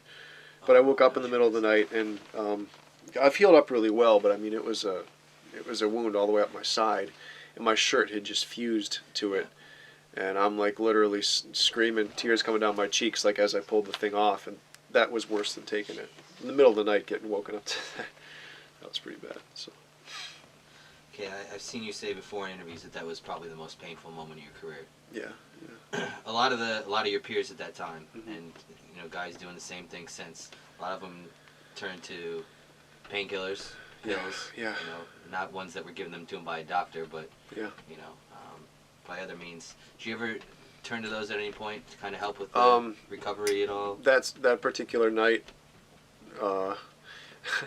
Adam Flash came up to me, and he just holds out his hand, and he had a couple of pills, and he just looks me in the eyes, and he says, take one of these at a time, not two, one. Uh-huh. And I didn't even know what it was, and I just said okay. He could tell I was in some pain, and but I went back to my friend's house, and I think we were watching a movie or something, and I took one, and half hour went by, and I still was feeling awful, and then I took the second one, which was really stupid, and I remember I felt really sick, and I went to the bathroom, and I thought I was going to throw up, but I just about blacked out, and like I just like kind of woke up on my knees, like, you know, in front of the toilet, and I didn't throw up, but like I just felt like I blacked out. Then I woke up and I looked in the mirror and I was just completely pale, and then I was okay after that. But no, generally I stayed away from the pills. There were a couple of times my ankles were so bad that I had trouble walking, and I would get Vicodin, and you know, I would just take those to get through. Like, I mean, I was going to art school at the same time,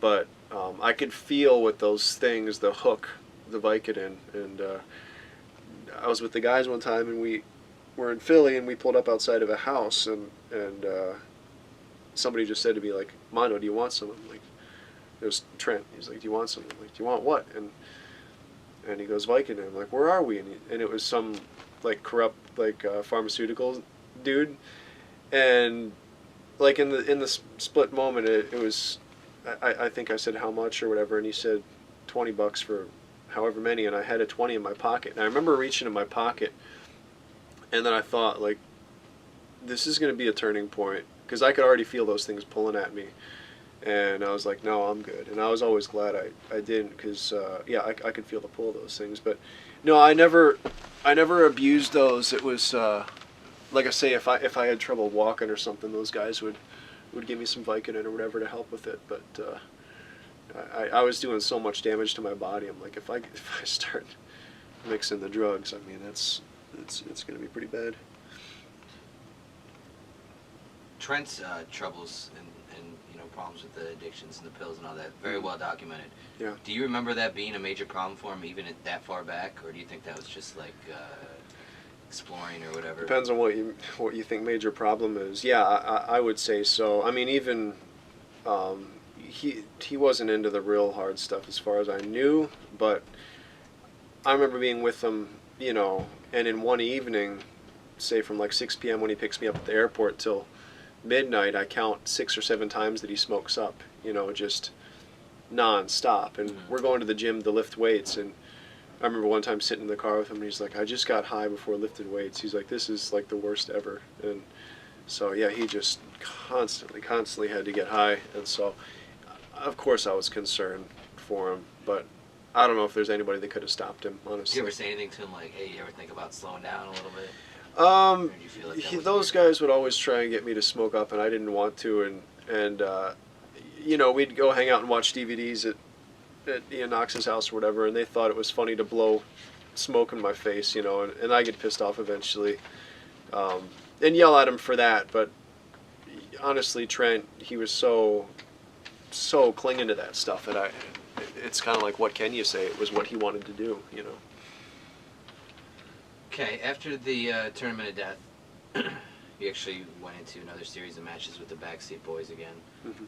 You had a singles match with Trent one of the months, then one with Kashmir, a couple tag matches, which leads to the TLC tag match at Cage of Death 4. Mm-hmm. What do you remember from Cage of Death 4? And looking back, where does that second round of matches with the Backseat Boys compare to like the first run? Do you have any fonder memories of those? Or? I felt like we had it more together then. Honestly, we had our stuff together. I was a little hurt coming into that match. I was having back problems, and just a week before, I did a ladder match with the Sandman actually in Minnesota, and took a bump landing on a ladder that kind of screwed my spine up a bit. So I didn't do as much as I initially planned on in that match. But first thing, I showed up. First thing, Sandman didn't even introduce himself. There's this really high balcony above the ring. And he's like, yo, kid, I want to do a spot where I pick you up and I throw you down and the other guy's on the table and you land on him and and I'm like, no. Just shook it off right away. I mean, it was I'm talking like a drop like, TOD2. Like, he wanted to just, like Sandman. And he's standing there with a bottle of vodka and Bloody Mary mix and trading back and forth. And then he leans against the wall and he starts to fall asleep. And I'm like, yeah, I'm going to trust you to throw me off this balcony. But, I was happy with that match at Cage of Death 4, but like I say, I was a little bit hurt coming into it, so I did a little bit less. But it was actually my idea for the double moonsault with the table laid across Trent and Johnny, with the ladder laid across the tables that turned into like a train wreck. I was gonna do I think like a back senton or something, and Blade was gonna do a moonsault, but I just last minute did a crooked moonsault instead. But it's probably the only time that I remember all 4 guys in a match being hurt at the same time. Like, that spot hurt all of us, and probably the only reason it was, it's fun to watch it is because it was such a stiff train wreck. But tables were supposed to break and it didn't happen. So, but yeah, I was happy with that match. I always wanted to main event a Cage of Death. I never got to, but I was pretty happy with that match.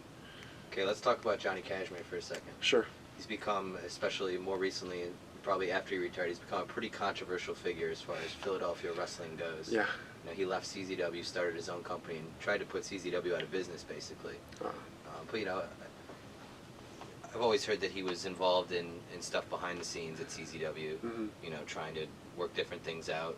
Mm-hmm. I've heard good things and bad things. About him being a positive influence and a negative influence. What do you remember about Kashmir's contributions to CZW behind the scenes during your time there? He was one of those ones that was really pushing for more organization and to hold it all together. So as far as willingness to work, I'd say, very, very highly motivated. But as far as opportunity, I don't think he was given much of a chance, honestly.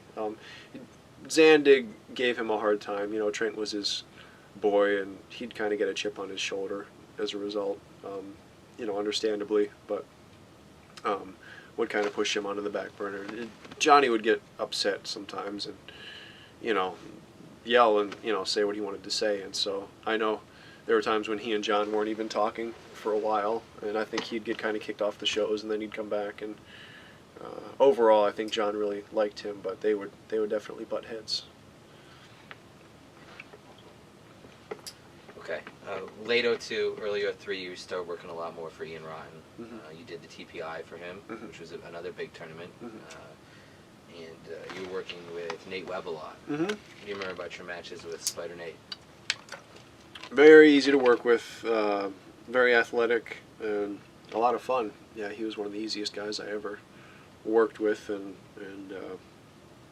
so I was pushing for him to get more work in CZW, and I think Zandig just wanted him to have a bigger build, and the goofy guys he doesn't care for as much. He just wants real tough sort of monsters, and so. But I always got along with him really well, Nate Webb. Yeah. Nate had a good run after you left. Yeah. CZW, yeah. Became pretty popular. That's good. That's good. TPI was a big wrestling tournament, not deathmatch tournament. Big wrestling tournament, a lot of Yeah. big names, and you were a part of that during the time when you were known, I guess, primarily as a deathmatch wrestler. Did it mean anything to be a part of that tournament, to be considered worthy, I guess, maybe? Sure, yeah. I was very happy with the match I had with Webb, and but now Cole Cabana, it was difficult for me to work with him. Why? I guess just what I can say is some guys are better at yielding in a match, and I felt like he was trying to control the whole time. You know what I mean? And so if I had known him better, been more experienced with him, I probably could have adapted. But I think you need to meet in the middle a little bit in who's influencing and who's controlling. And so it was difficult for me to work with him. Really athletic and really skilled guy, but I didn't feel like I quite gelled with him. But yeah, Nate Webb, I was really happy with that match.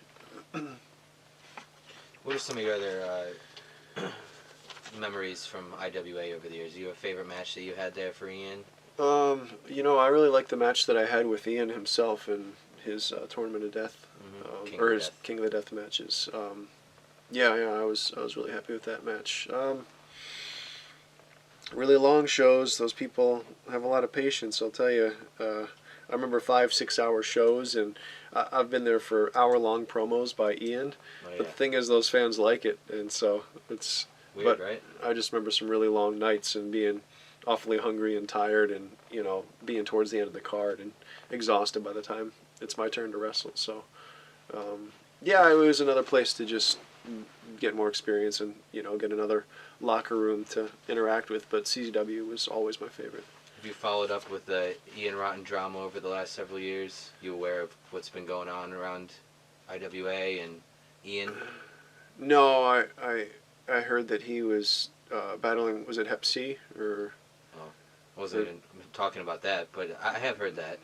Yeah. But his company's closed, and I've heard about that, and I think he's got shows coming back now. But I heard he was battling some sickness or something. But well, aside from that, he's also been kind of caught up in a bunch of scams and I guess a lot of negative publicity, things that he did and things he's admitted to.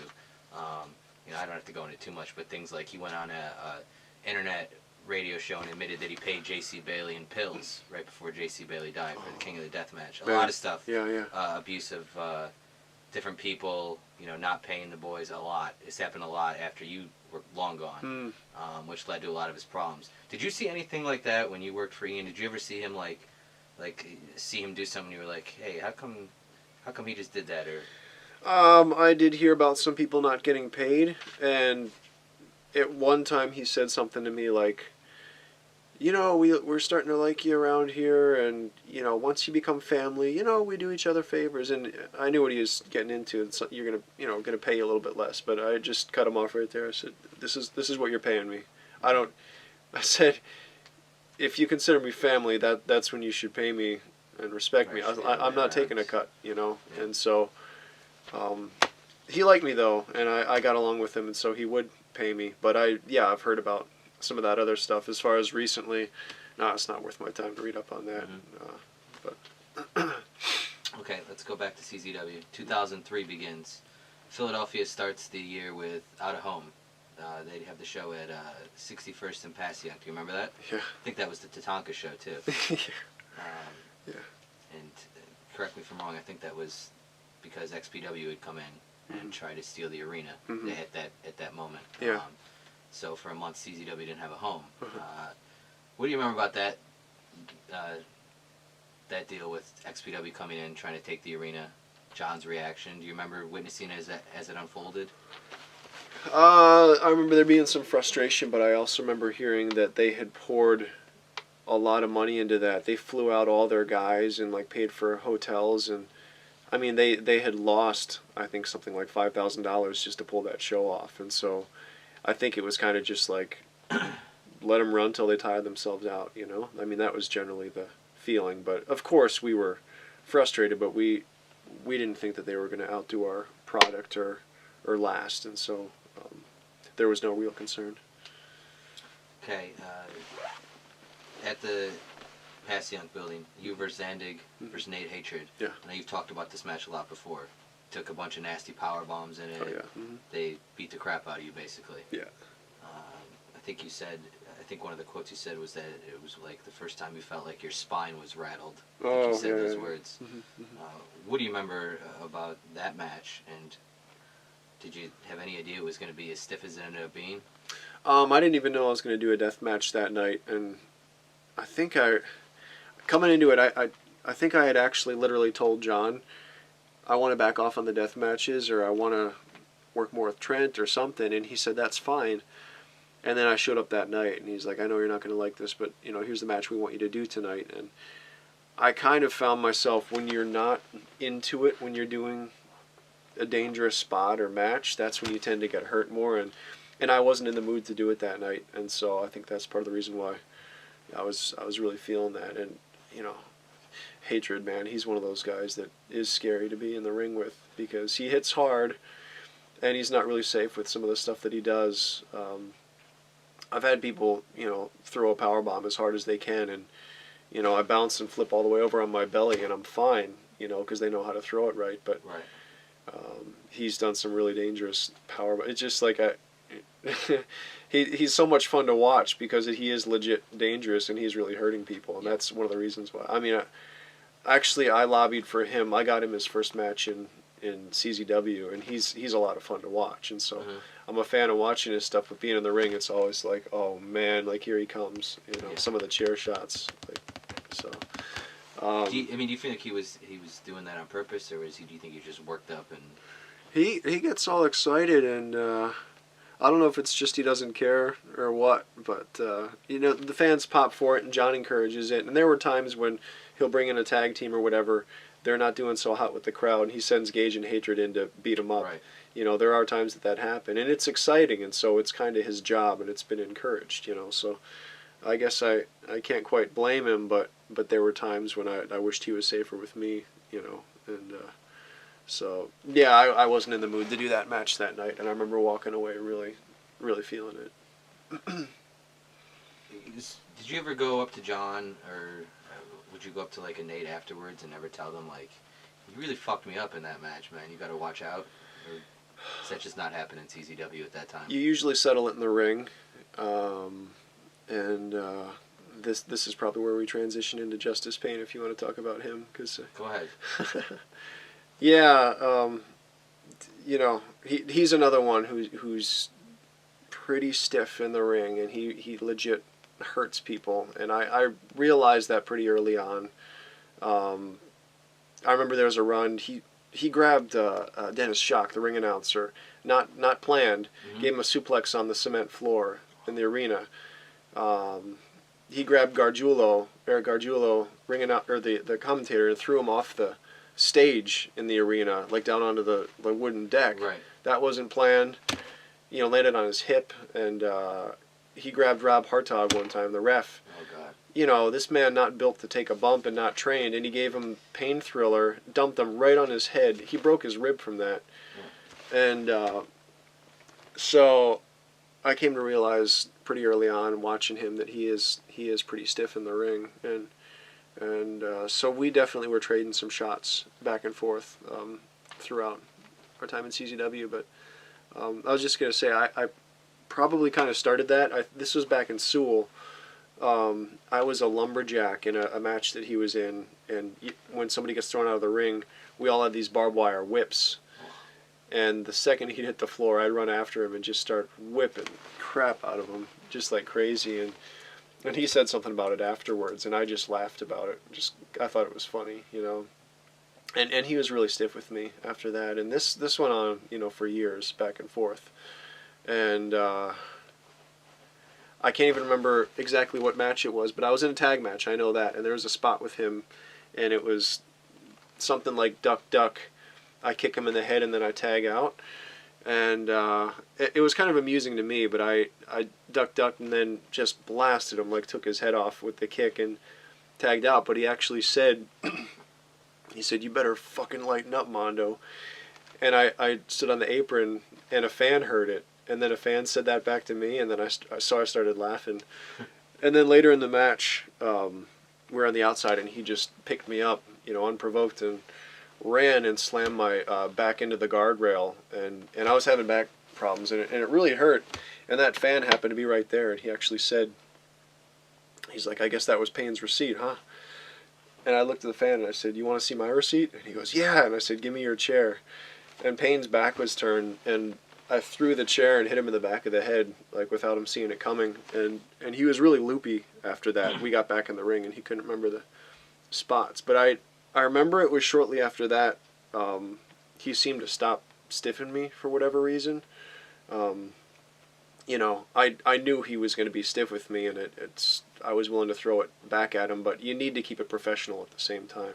I saw the incident with Necro Butcher beating him up, and I think he really had that one coming, and it was called for at that moment. But, you know, I never wanted to do anything like that in the ring, because if Zandig hadn't pulled Necro off, who knows what had happened. I mean, he was stomping a mud hole in his face. I mean, that was pretty serious. So, but yeah, Payne was definitely somebody who was hurting people. And but you know, to be honest with you, as irritating as it was, I think he was a great character in CZW, and he was kind of like Taz in ECW, suplexing everybody on their head and just, you know, being a real prick. And so Payne was really athletic and was a good champion and would get the crowd fired up. And so he was definitely taking liberties with people, but he was a great character, I think, to have around. Okay, aside from him being, you know, physically rough to work with, we've also heard a lot of stories in the last few years as more people have done interviews that it was really tough to like call a match with him, and CM Punk even was pretty outspoken about this. He had the one match with him. Chris Hero, another guy who's talked about how hard it was to just talk about a match with Justice Payne. Yeah. You know, simple wrestling terms that he seemed not even to understand. Do you ever remember any of that stuff? Like, yeah, I think, I don't remember if it was Hero or CM Punk, but somebody tried to explain to him about, or I think it was Drew Gulak. Okay. He tried to say to him, like, all right, we'll start the match, we'll just start the match in the heat, and Justice Payne said to him, "What do you mean, what's the heat?" Do you ever remember He might have just, like yeah, I'm wondering, some of it might have just been, he'll get a real attitude, and he likes to control things sometimes, and I'll give him credit because we didn't like each other, and that was clear, and we knew that, but when I had the title match with him, I came in a day or two early, and we went to the training center, and we worked on that match together really hard, not liking each other, you know, and so I think it might have just been he'd shut down and bring a real attitude into it whenever he wanted to. I do feel like he was pretty competent in the ring, but he was so wanting to control that, like I mentioned with Cole Cabana, I think sometimes that can make it really difficult for the other person, and it probably was the case for Punk, and, you know, when Punk tried to work him in CZW. But I felt like he was pretty competent. It was just his attitude would really get in the way sometimes. That's all. Do you feel like, I mean, because he was there, you know, right from the start, do you think he was kind of territorial over the company as far as outsiders go, even though you weren't an outsider. I mean, you weren't there at the start, but you weren't really an outsider, Yeah, especially by this point. Do you think that had anything to do with it? You know, a lot of us were such marks for ECW, and honestly, I think he was probably looking up to Taz and the way Taz had that attitude. And I was marking out for Sabu, and, you know, I was kind of the Sabu of the era, and, you know, so I think it was just kind of like, how do I get myself over and be the champion? And he kind of carried some of that outside of the ring, too, so. But, yeah, bringing in people that weren't part of the company, I think he probably thought, this is my place and this is my company, so. That's probably part of it, yeah. Okay. February 2003, you defeat Messiah to begin your third reign as Iron Man champion. Mm-hmm. By February of 2003, do you feel like you were a leader in the CZW locker room? John was starting to let me pretty much write my own ticket, and he claims that he knew that I was going to quit, or he was getting that feeling, and so I think he might have been giving me a little bit more liberty, but he was transitioning into letting me, you know, kind of book what I wanted to.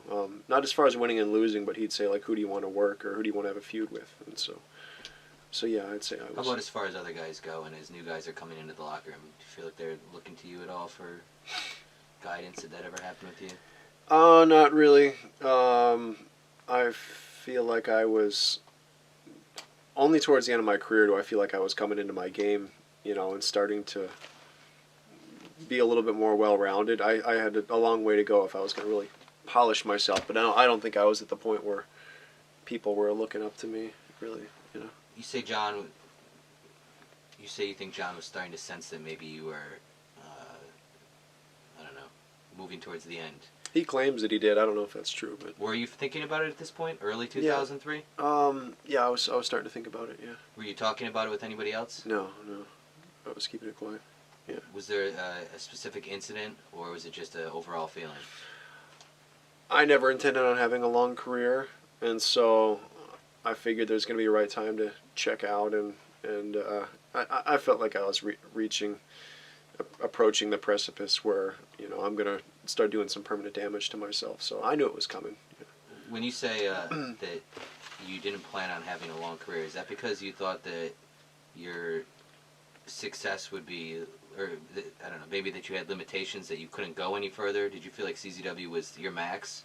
Is that why, or did you just never think of, I want to work for WWE or this or that? I always wanted to just do it fast and hard for a few short years and have fun with it and get out. And what I did when I was in CZW required a lot of me. You know, I did spend a lot of time training. I spent a lot of time working out when I was healthy enough to, and, you know, eating right and training, and, you know, just tanning, whatever, just trying to stay in shape, and just working on my character. It took a lot of work, and it takes a lot from you, and so I was getting sick of it after a while, and I knew I was going to, and so, yeah, to me, I always saw it as a hobby and just something I wanted to do for a short time. I did it for longer than I was planning, to be honest with you. I was thinking more like, I don't know, 2-3 years maybe, something like that. Okay, I want to talk more about this, but let's catch up to TOD before we do that. Sure. You spoke earlier about your girlfriend at the time, Rain, who was also a wrestler. Is it tough to date a girl who was in the business? I don't think it was really tough to date her. The tough part was she had sworn off dating wrestlers, said that she never will. And, you know, I started dating her when I moved to Minnesota, and so there were a lot of workers that were really ticked off about that. And I even heard threats coming my way and everything. Other workers were upset that... Well, that had liked her and that had gone after her, and she said, you know, I'm never going to date a wrestler. It's just not what I'm going to do. And so, you know, envious. There were some guys that really hated me as a result. Well, you know, you were involved in a lot of interesting locker rooms, probably a lot of unsavory characters along the way, especially when you were with Rain. Did you ever have to pull anybody aside and tell them to kind of back off? You know, I don't want to throw him in front of the bus, really, but Horace the Psychopath really had trained her and brought her up and everything, and he was really frustrated when I started dating her, and I started hearing from other people threats coming from him if he, you know, if Horace sees you on a show or whatever, and I said, No, you tell him to talk to me about this because I said we will settle this, and yeah, I was good friends with Horace, but Right. he was really ticked off, and we made up, after Okay. that. But there was a time when he was really ticked off, and also he cared about her, and he didn't want me to hurt her. That was part of it too. Or did you have a reputation for doing that? Oh, was it such a heartbreaker? Let me tell you. But some loose threats coming through him, but he was just blowing off steam. But anytime something like that would come up, I'd say, no, let's settle this, and so. We were just talking about Rain, and she actually competed in CZW a couple times, Yeah. including the mixed tag match, you and Simply Luscious against Cashmere and Rain. Yeah. I don't remember the match, but a lot of people said I should ask you about it. They said it might not have been one of your favorite matches. It was horrible. Broke my wrist in it. Yeah, it was really bad. How come? What happened? To be honest, Kashmir was struggling with a little bit of a substance abuse problem at the time. I got to. John let me pick the feud that I was having that year, and I picked Kashmir, and I don't want to call him out on this, but I'm just saying, unfortunately, he was going through a tough time, Well and documented. in the ring, like, it couldn't even function. It was awful. Like we had to simplify it so much, and he's just out of it, and just like had to hand feed him everything, and I gave Dewey Donovan an assault driver through Kashmir through a table, and it was just like we were trying to take as much away from Johnny as we could, and so there were real problems in that mixed tag match. It was just horrible, and yeah, it was a week before Tournament of Death too, and I ended up breaking my wrist in that match. It was awful, man. And I had driven all the way from Minnesota to Pennsylvania and back for that too. What happened to your flight? Or Or they couldn't fly they both weren't of you? they weren't gonna fly Rain in, and So you had to drive. I'm trying to remember if Cannon was with on that trip too, because I feel like he might have been there, and Chaos might have been there too, and I got them booked on CCW, but they weren't gonna fly him in, so we drove. But yeah, I might be confusing two events, but I know I drove in for that show, and so yeah. Okay. July 26, 2003. Tournament of Death 2. Mm-hmm. Final night of your career. Yeah. Pretty abrupt. Did you know going into that night, this is it for me? I wrote dead on my forehead that night. It's the only time I'd done that, and it was a promise to myself that it was going to be the end. And I decided ahead of time, but I knew it was going to be really tough to stick with the decision. So I guess you could say I was a little conflicted coming in. I wasn't sure I wanted to quit, but I had tried to firmly make the decision going into it. So yeah, I knew I was going to quit that night. Had you told anybody else? I had told a handful of people. I told my girlfriend. I told Ian Rotten, believe it or not, because I was booked a week later on his King of the Death Matches show, and I didn't want to just pull out last minute, and so I called him a week in advance, and he was mad. He was really mad, and he actually, it was kind of like a vague threat. I'm trying to think of what he did to me. He just said something like, "I guess I'll see you in the ring then." Right. And I hung on the phone, and I was waiting to see if he was going to hang up with me. And then he's like, "Okay." I said, "All right then." And then he hung up. But you know what? Then I saw him a week later, because I was like, "Did this guy just threaten me? Like, are you kidding me?" But then when I saw him at the show, he was completely over it, and he said, "You know what? I understand." And I got hurt so bad in my second match. It's vague, my memory, in between those matches, but they were trying to send me to the emergency room because of the bleeding. It was so bad. Right. And we'll get to that. Yeah, but I was just gonna say, Ian at that point was really concerned for my own well-being. Like he was saying, "Are you sure you can do this? Like, I think you should go to the hospital." So. You think he was really concerned and had changed his mind, or do you think he realized he was at Tournament of Death, CZW turf, and if he tries anything, something could happen? No, legit. I'm telling you, he was concerned for me because we'd go to call the match, and I couldn't even finish my sentences. I remember that, and I would just kind of space out, and he's like, "You're not okay. Like you know, like you need to go." And he hand fed me everything in that match, you know, very, very carefully. And the same thing I just said to him, Ian, I don't want any chair shots to the head because I had already had a bad concussion. You have another one, I mean, and so anyway, no, he took care of me and Okay, well, let's go through the day. First match is with J.C. Bailey. yeah, A guy who, I think it's fair to say, a lot of comparisons to you, maybe. yeah. You know, young up-and-comer, a lot of enthusiasm, and clearly a love of the death match at that point. You guys went out there, had a pretty good match. What do you remember about meeting J.C. Bailey for the first time? Oh, I had met him At IWA, way right? before. Yeah, yeah. And in the other Midwest, I'm guessing. Yeah, it kind of rubbed me the wrong way a little bit that I felt like his look was a little bit too much like mine. Same style pants. Yeah, because I remember the first time I met him, honestly, I was in a locker room and he kept looking at me like this, and finally he came over and said something about how glad he is to meet me, and then he said, "I have a question. Do you think it'll be okay if I wear UFOs, you know, like you do?" And I don't want to bad talk him, but I'm just saying, like, I felt like his look was a little bit too much like mine. But that night, he came ready to wrestle, you know, and I was happy with the match and how it went. But I just didn't like, you know, similar tattoos and, you know, the taped up wrists and the UFOs and everything. It just felt kind of silly to me. But Did you ever ask him if he was trying to pattern himself after you? no. And I know, to his credit, he really branched off and formed his own look and style after that, too. It's just, yeah. The match itself, you were happy with it? Did you feel like he was up to par to being in that tournament at that point? Yeah, he was ready and able and willing. Yeah, I think so. Yeah. Okay.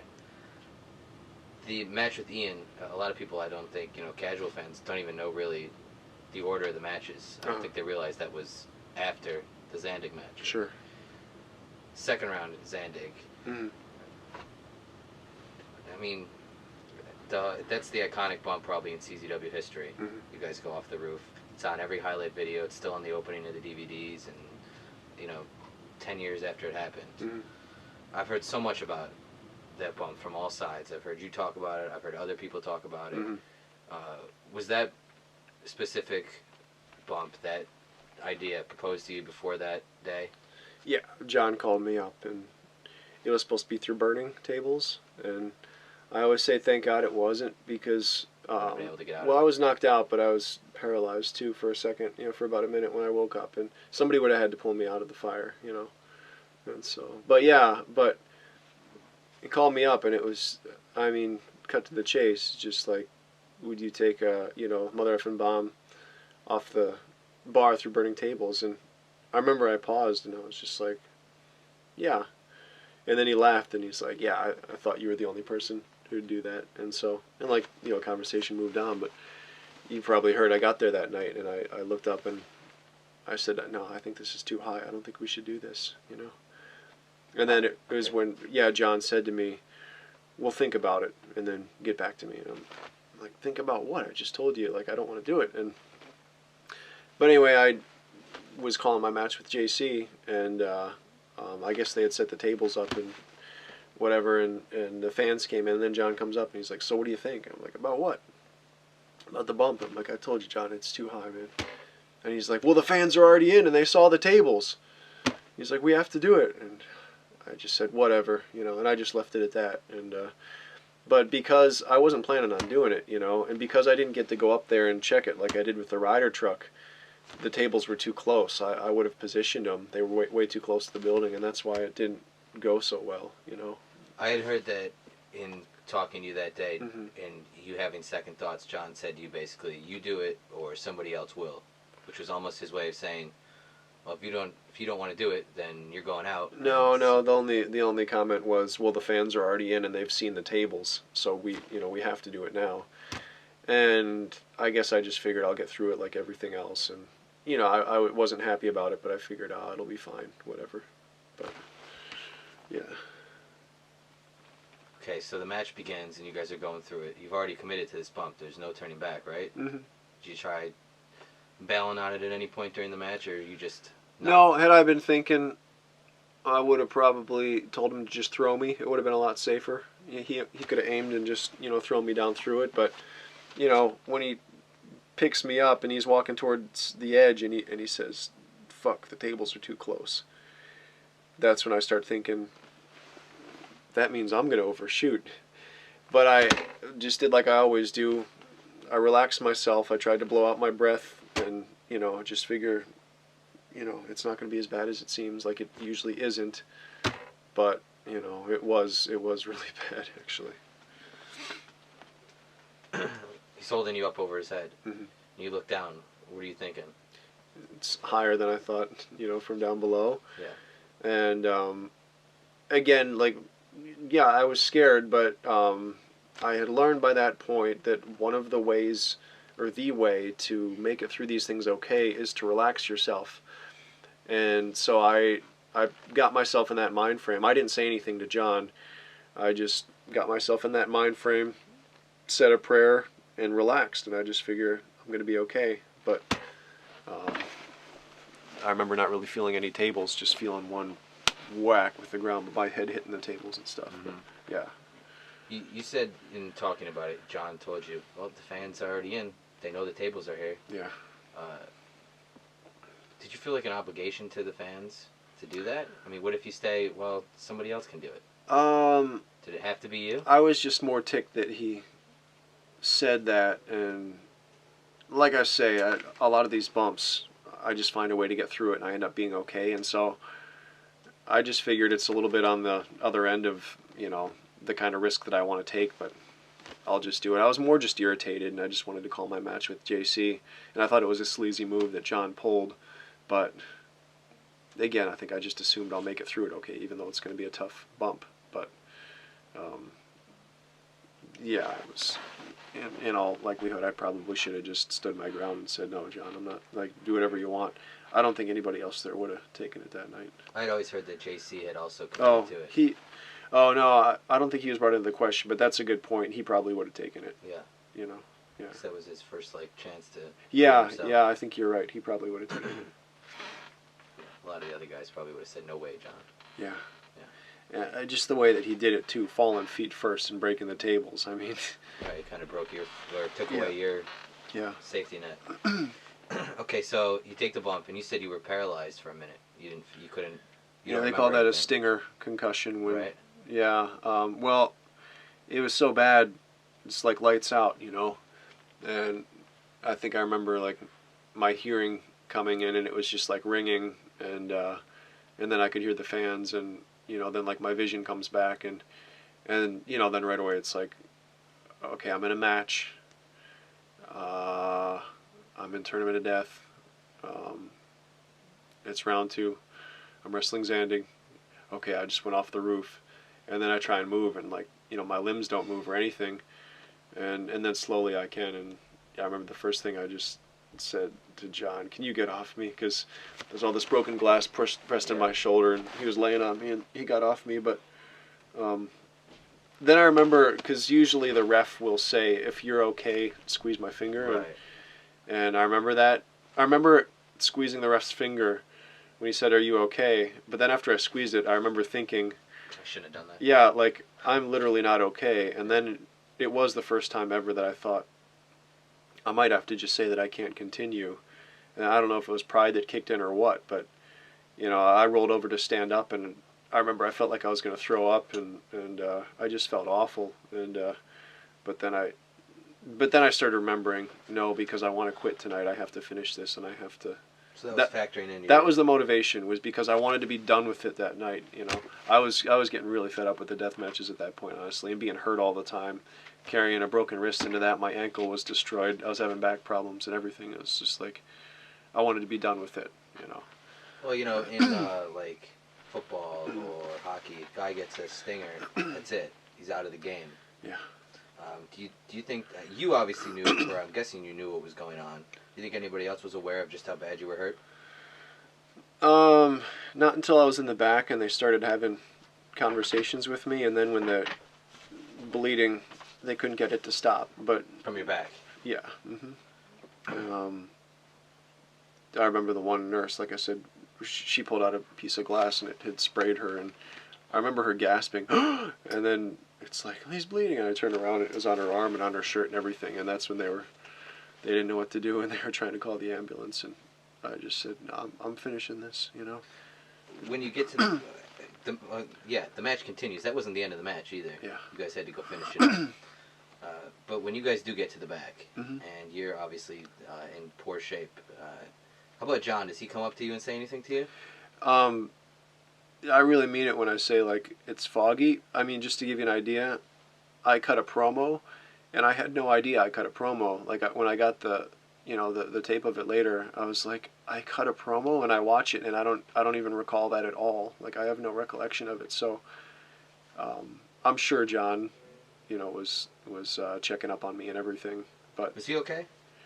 he actually really got hurt that night. His head was in bad shape. In his match with Nate Webb, he was sitting in the corner with the chair on his face, and Nate, jumped and flipped and kicked him, Right. and it left this welt that looked like a 4 on his head. It was ridiculous, and so he had a really bad headache, and the tables when we went off the roof hit him in the back of the head really bad, and so I know he was really hurting too. I don't know besides that, but I just know his head felt awful, so he might have had a mild concussion there. Yeah, I do remember getting back in the ring to finish that match with Zandig, and he couldn't remember the spots. He didn't know what was happening, so I think he might have had a mild concussion too or something from that. So. I think that, if I remember correctly, the end of the match was basically you throwing one of those Yeah. light tube log cabins at him. Yeah. Was that just Well, improvised? No, that was part of the plan, but another unfortunate thing is the setup they should have announced it's 2 out of 3 light tube log cabins, because that was supposed to be the stipulation, and so that was my idea, because I was going to be in such bad shape that he should charge me, and I pull the ropes and he falls out of the ring, and then I just pick up the last one and throw it on him.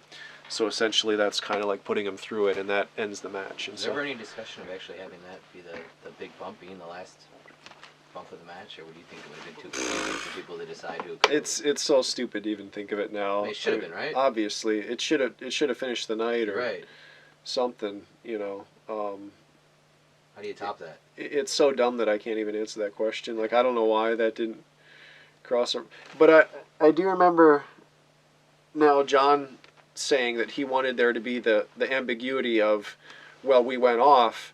Did he go through the light tubes or did I when we were falling? So this was his idea, and so then he wanted the refs to get on and be like, oh, we decided that John's feet went through first, so the match continues, instead of me going through the second one and it being over. So I think that was just his idea of this weird tension that happens in the middle of the match, and people realize, oh, I'm not eliminated. And that might have been why he tried to fall feet first, I don't know. But whatever, it wasn't a good match. It's just remembered for the bump, That's How about the other guys in the locker room, the other guys that are part of the show? Do you remember any of them coming up to you and saying anything to you?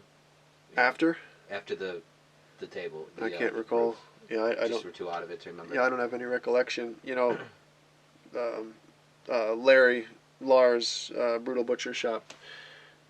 He does shirts and merchandise and stuff. Yeah, he was there taking pictures, and I don't even recall talking to him at all. And he said to me the conversation that he had, because he took pictures when they were cleaning me up and stuff, and he said the conversation was like talking to somebody who just woke up in the morning and doesn't know what they're talking about, and so I don't even remember talking to him or anything.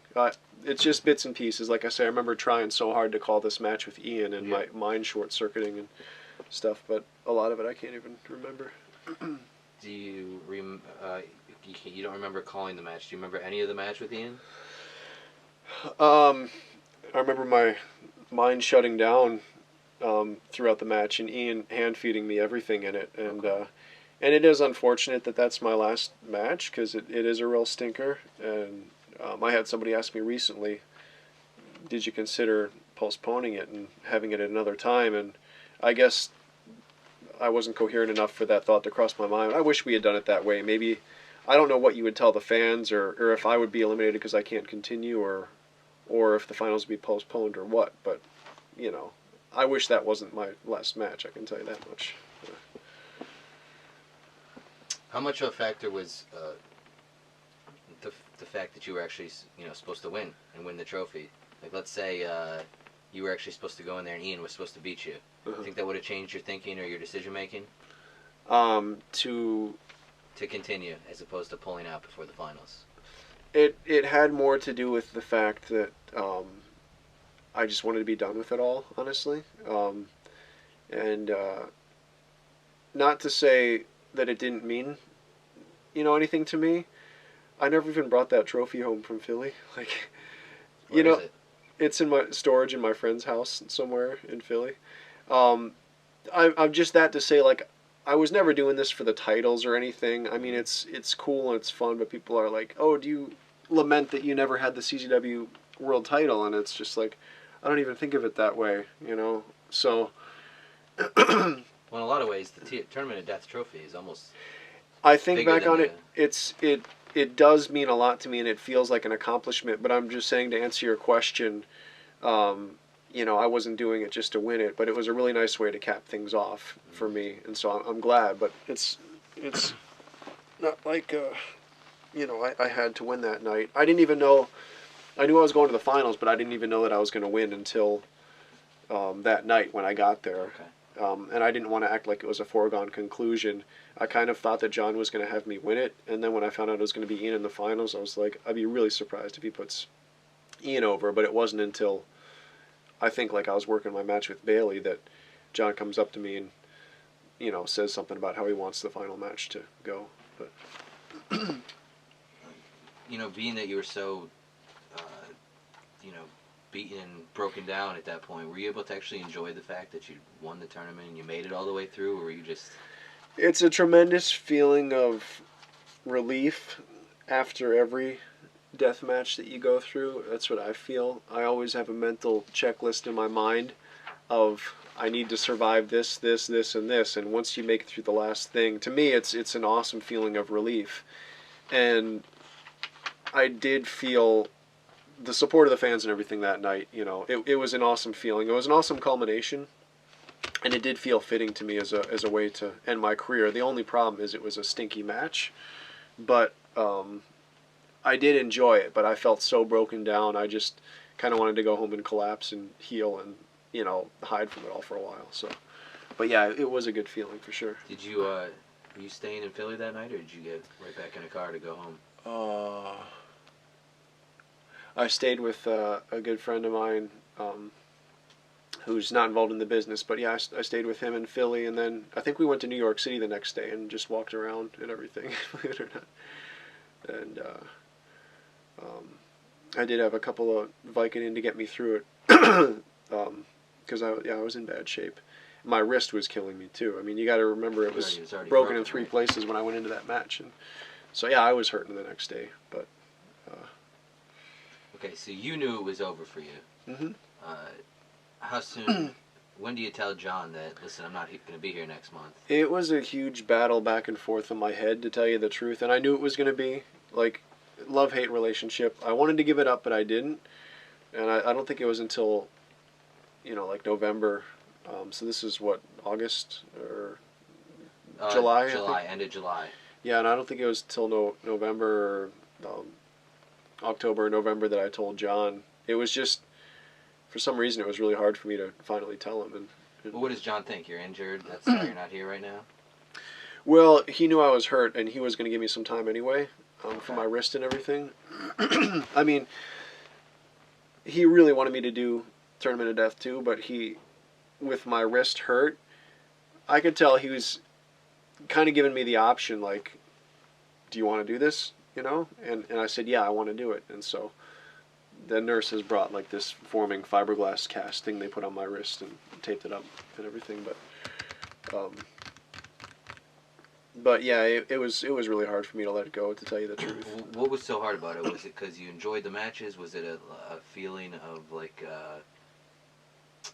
Like you didn't want to let John down or the company down? No, it's a sense of accomplishment and identity, and I had poured so much into it that it was something of value to me, so it wasn't something I could just easily let go of. And then, yeah, identity questions come into play. It's just like, I'm just going to remove this chunk of my life and throw it away. What's that going to be like? And it's strange after you've committed so much to it. I mean, it was only, about 5 years or so, but I had really poured a lot into it. And so, yeah,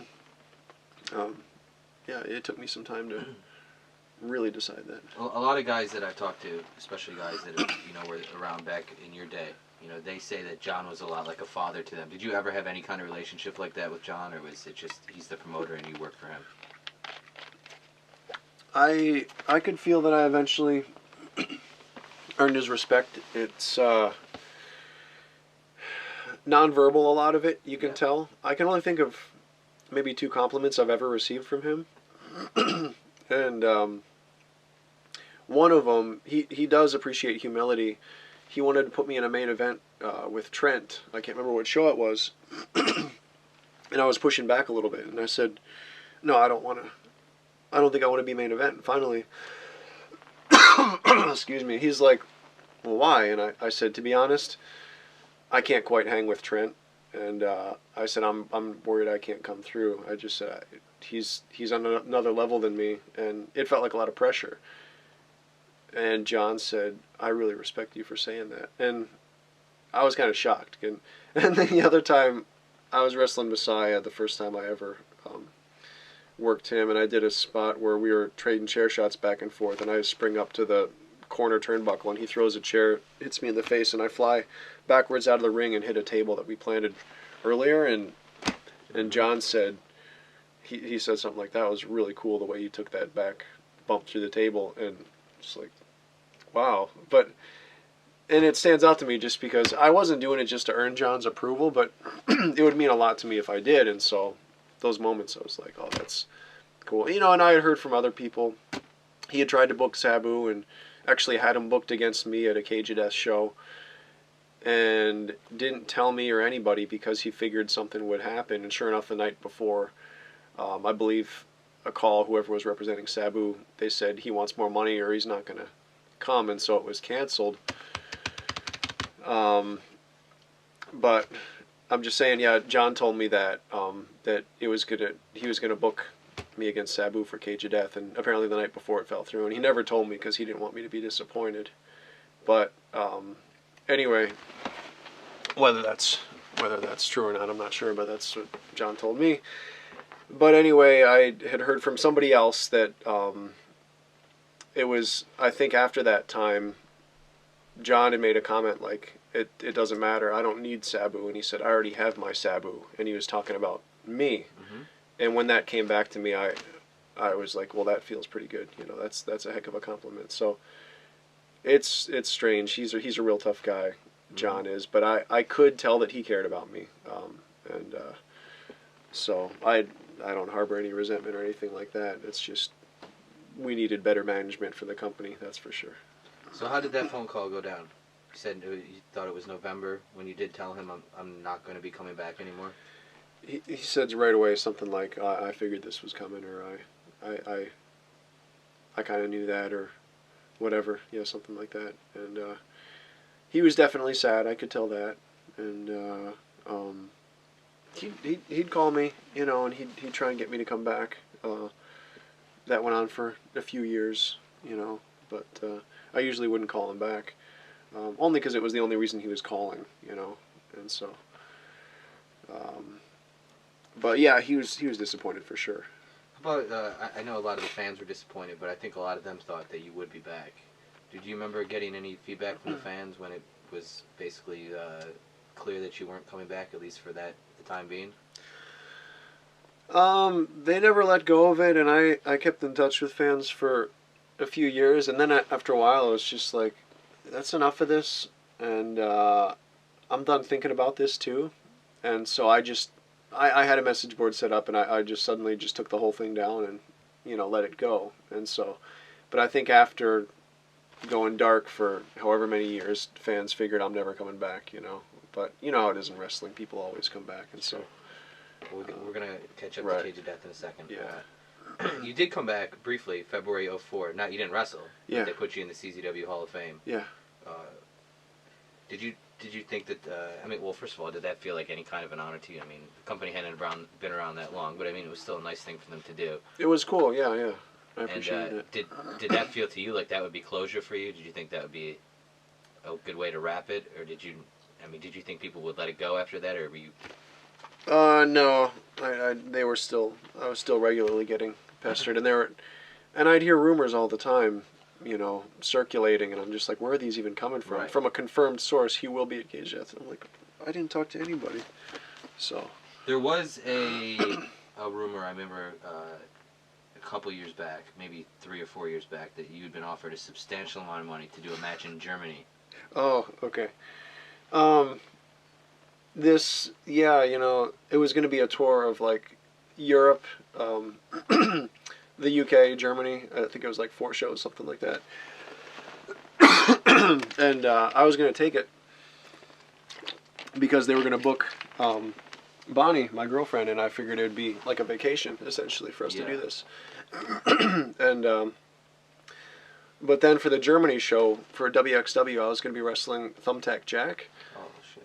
And but I had told this promoter who was kind of booking all of the matches, I just said, I'm not doing any death matches, okay? Like, just so you know, I don't want to do any death matches. And he said, no, that's completely fine. And then I saw booked on the WXW site, it's like, fans bring the weapons, ultraviolet death match, you know, Thumbtack Jack versus Nick Mondo. And I was really ticked off about this. And so I told this German promoter, I was like, fine, if you're doing this, like, I don't know if it was doubling the price or what, but I said it's going up, you know, and I said I'll do this and this and this, and I gave him like a couple of gimmicks. Maybe I said like tables, ladders, chairs, and thumbtacks, but like I'm not doing full-fledged glass and everything. And Is that Felix?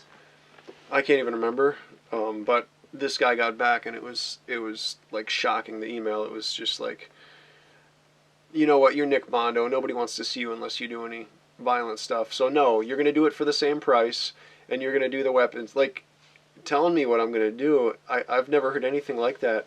And so instantly I said, it's off. This whole thing's over, and I called it off. And then I heard, like, you know, stuff had been posted online, like Mondo said, you know, Thumbtack Jack is this backyarder, and I'm not going to wrestle him or something. I'm like, I didn't even know who the guy was at the time, and it was awful. And I'm really good friends with him today, with Alex, and you know, we talked about that shortly after that event, and I just said, brother, like, I didn't say any of that stuff. I said, these are the most unprofessional promoters I've ever spoken to in my life, and it was a mistake to even consider doing this. And it was a stupid idea to consider that, but... Okay, after you retired, you made the documentary in '04, Unscarred. Yeah. Was that something you were thinking about before you retired? Like, when I'm done, I'm going to do this? No, I wouldn't say before, but I had a lot of footage sitting around, and I always wanted to... Well, you know, it just clicked. I wanted to make it as kind of like a scrapbook, kind of for myself, and so the first one I made, I used a bunch of copywritten music, and then I was offered a distribution deal, but I needed to get all the music out of it, but it was married to it, and so I needed to start from scratch, and I made another version of it, and so. The DVD ended up being distributed through the Backyard Wrestling, Yeah. whatever you want to call it, label or whatever. Yeah, what an embarrassment, man. It was, Do you mean that? Oh, I honestly, I regret the whole thing. You regret the distribution? Or Yeah, I wish I hadn't done that. Why? I hate that disc, man. You pop it in, it starts with an ICP music video, and I'm sorry, but I can't stand those guys. And then it brings in a bunch of backyard wrestling kids. This is hardcore, like with a little trickle of blood, and then it's a whole ICP music video with a bunch of backyard kids.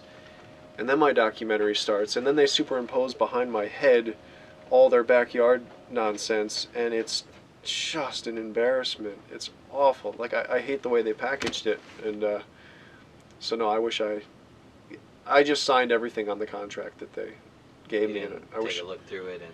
Well, I I understood what it was saying, but I didn't think that they were going to chop it up like that. And did you make any money off it? yeah, $10,000. Just one upfront payment. Yeah, and so how many copies do you think they sold? I don't know. I asked them for 100 copies myself, and they said no problem and gave me 100. And so I don't know how many they sold. I have Did you sell them all?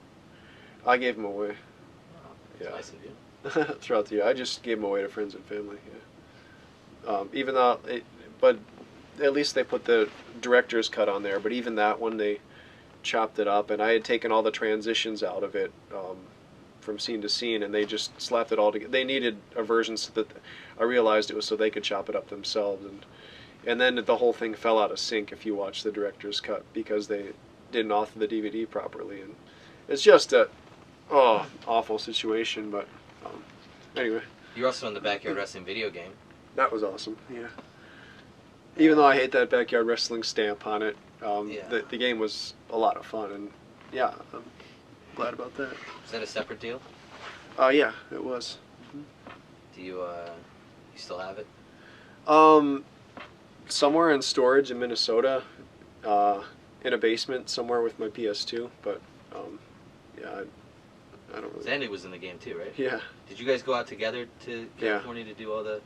Yeah, and I think he had an accident where he hit his head on the floor at the arena. Yeah, and this was a little bit after that, and he had some lasting effects from that. We were on the plane coming back from doing that gig, and he was sitting maybe like 6 seats behind me, and I heard some people panicking on the plane, and they're like, "This guy just had a seizure or something," and probably shouldn't have been on a plane, right? it was Zandig, and then they found a doctor, and these people were tending to him.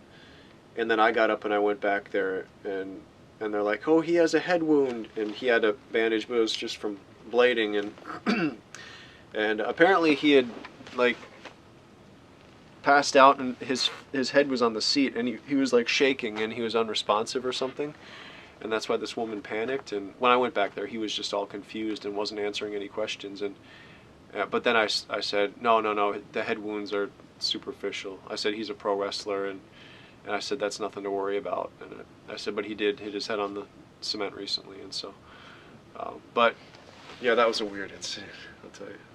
Okay, you also, I guess we'll talk about it. You made another movie with Mr. Kennedy in it. Yeah. Ken Anderson, Fighting the Still Life, Yeah. right?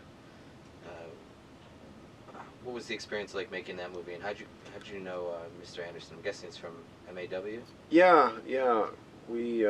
I'd see him in the training center, and such an amazing personality, and it's really a shame he didn't get his full run in WWE. I mean, I think they could have done a lot with him, but I always knew I wanted to put him in a project. That was a film school project that I put together just weekends. It took like almost 3 years to put it together, free time. But you didn't start until after you retired, right? Oh, no. Maybe it was shortly. I was working on the script while I was still wrestling, and I can't remember if I started filming it while I was still wrestling or not. It was around that time, but I was in film school for 2 more years after I quit CCW, and but it was a lot of fun, and I think Ken was the only real redeeming factor in that project. He's hysterical, and he's incredible. But as I told people, I finished it, and I actually got Paul Heyman to look at some of it, and he was going to help me get some distribution, and thought he could find something. But he said to me, what do you want out of this? And I said, what do you mean? He's like, well, what do you hope to get? And, what do you want to do with it? Do you want to get recognition? And I said, honestly, I'm not too happy with it. I'd like to get some money so I can make another project. And he said to me, really think about it, because there's only one shot you get at kind of debuting. Right. And he was saying that he was in some footage in early WCW or something that ended up on YouTube that he's really embarrassed about, and his daughter in kindergarten had been watching it with her friends, and they're laughing about it, and he really wishes it wasn't out there. And so he said, if you're not happy with it and proud of it, he said, you might want to just bury it. And I didn't even want to consider that, but after I hung up, I was thinking about it, was like, you know what, that's probably some good advice. And so yeah, I just decided not to do anything with it, and you know, I'm glad that's the case. I learned a heck of a lot, man. My friends and I learned so much on that. But So can anybody see that movie now? I haven't released it. I haven't done anything with it. Because you showed it one time. Yeah. At the arena. Yeah, like right after I finished 2008, I think it was. I think it was 07. 07. Yeah, it might have been 07. Yeah. How did that whole deal come about? Did they reach out to you? Yeah. No, they reached out to me, and yeah, and you know, I came to realize, like, you know, it was an awful place to show a film. The sound system was really bad, and the projection was really bad, and yeah, it wasn't a good idea to do that. And you know, and I went back and I thought about it some more. I'm like, no, man, I don't want to release this. And I wished I hadn't done that. You know, I wished I hadn't screened it. But I'm kind of glad I was able to get some of the wind out of my sails instead of just pushing it and getting it out there and maybe really struggling to, you know, work on another project. So we'll talk about some of your other projects. Sure. In a little bit here. But in the years that followed you leaving wrestling, yeah, some of your former peers and friends went through some hard times. Yeah. Eddie Valentine. Yeah. Robbed the bank. Yeah. Yeah, and went on the run. That was. You were still going, maybe? I was still in wrestling because he came by and he stayed with me, and he was acting kind of strange, and you know, I didn't understand. He just had some anxiety about him or something, but also he had money, and he usually didn't have money, and like he bought me, you know, like a PS2 game and was buying all these meals, and kind of like, what's going on, man? And but he stayed with me for about a week, and we actually did a match in MPW. It was a really good match, and he did a flaming palm strike. It was really cool, and I did a flaming M Bison, but it didn't work as well. Just because when I jumped, the flames died down, and I hit him with it, and I landed, and they came back up again, but it didn't look as cool as I was hoping it would. Spray lighter fluid on my legs, but anyway, yeah, he went to California after that, and I can't remember how I ended up talking to him. I feel like it was through a payphone, but you know, he was telling me where he is and what's going on and why he didn't tell me, because he doesn't want me to get in trouble for aiding and abetting or whatever. And he, you know, wanted me to say that he went north, like to Canada, and FBI got in touch with me shortly after that and met up with me, and I was like, oh my gosh, what am I gonna do? And but it was funny. I sat down across from the guy, and it was amazing. He's just like, we're following this case, and here's what we gathered. He's going through a hard time. We can see these struggles, and here's what he's struggling with, and they nailed everything. And we were thinking that he probably stayed with you for this amount of time, and he's probably in this area in California right now. And I think he was just watching me to see if I would nod. And finally he said, we figure you're in touch with him, so we just want you to tell him this. If he turns himself in, we'll fly him back. It'll probably be 3 to 4 years with good behavior. If we have to go get him, which we will, and we'll find him, it'll be more like, I think it was like 12 to 15. And, you know, so I just said, yeah, you're exactly right.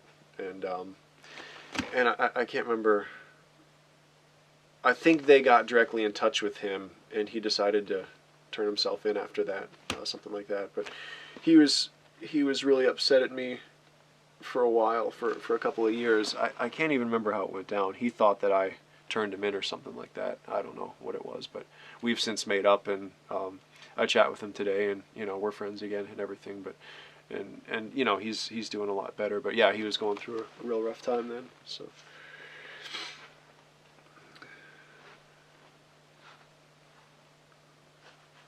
Okay, 2010 was a big year in CZW for more negative reasons than good reasons. I don't know what you're talking about. Okay, Trent Acid passed away. Oh. J.C. Bailey passed away in the span of a month. Sure. You had spent a lot of time around, especially Trent. Yeah. What do you remember when hearing that? Yeah, I really was torn as to whether or not I should come back and work on that show. The Acid Fest show? Yeah.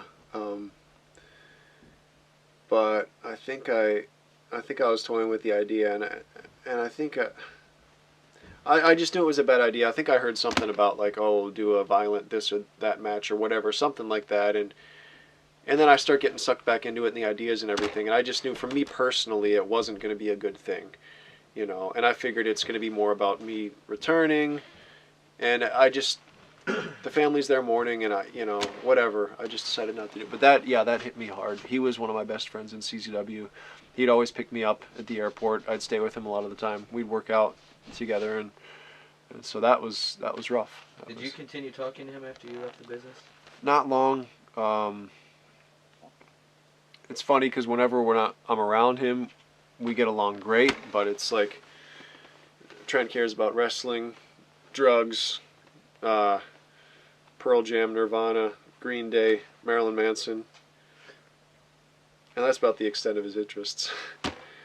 Like he listened to those bands, just that's it constantly, and yeah, wrestling and music and drugs and you know, and that was about it. And so, you know, we didn't really have a lot of common ground. So no, I didn't. A couple of times we'd talk on the phone, but it's just like we'd laugh and bring up wrestling stories, and then it's like, well, where do we go from here? You know. So. How about J.C. Bailey? That one surprise you at all? Did you know that he was having the troubles he was having? You know, he told me when he was younger, he really struggled with OxyContin, and it had wrecked the lining of his stomach, and so that's why he can't put on weight. And I knew he was really into weed and stuff like that, but I didn't know about the harder drugs. You look at him, he kind of looks like a heroin addict, and so. Yeah, it was a shock, but then you kind of put two and two together, and you know, I've seen some stuff behind the scenes, and it's kind of like, yeah, I guess you know it makes sense, but it's always shocking when you hear this stuff. Yeah. Late 2010, Nick Gage, same thing. Robs a bank. Yeah. Having a lot of issues. Yeah. How about that news? Surprising? Yeah, I've kind of come to the point where it's like.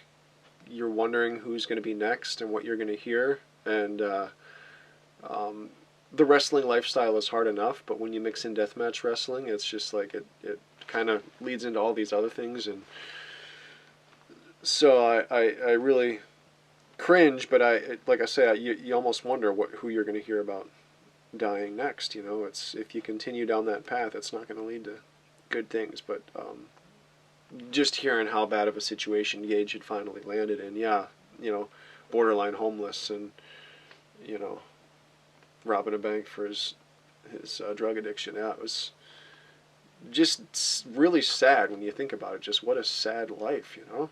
So. Did you know Chris Cash at all? Had he started training? Yeah, I spent a good amount of time with him too, and that was a real shocker. But I saw him within a period of like less than a year getting sucked into bad stuff like so quickly, just so quickly. And I mean, they were speeding around on a motorcycle, probably high though, you know. And yeah. But some of the people that he was hanging out with it was amusing to them to see him corrupted, I guess you could say. He was just like the most squeaky clean, positive and bright and energetic guy, and then you start seeing him just all baked out, and they think it's really funny, and you know, and then he's like a full-blown addict, and so that, gosh, yeah, that was awful.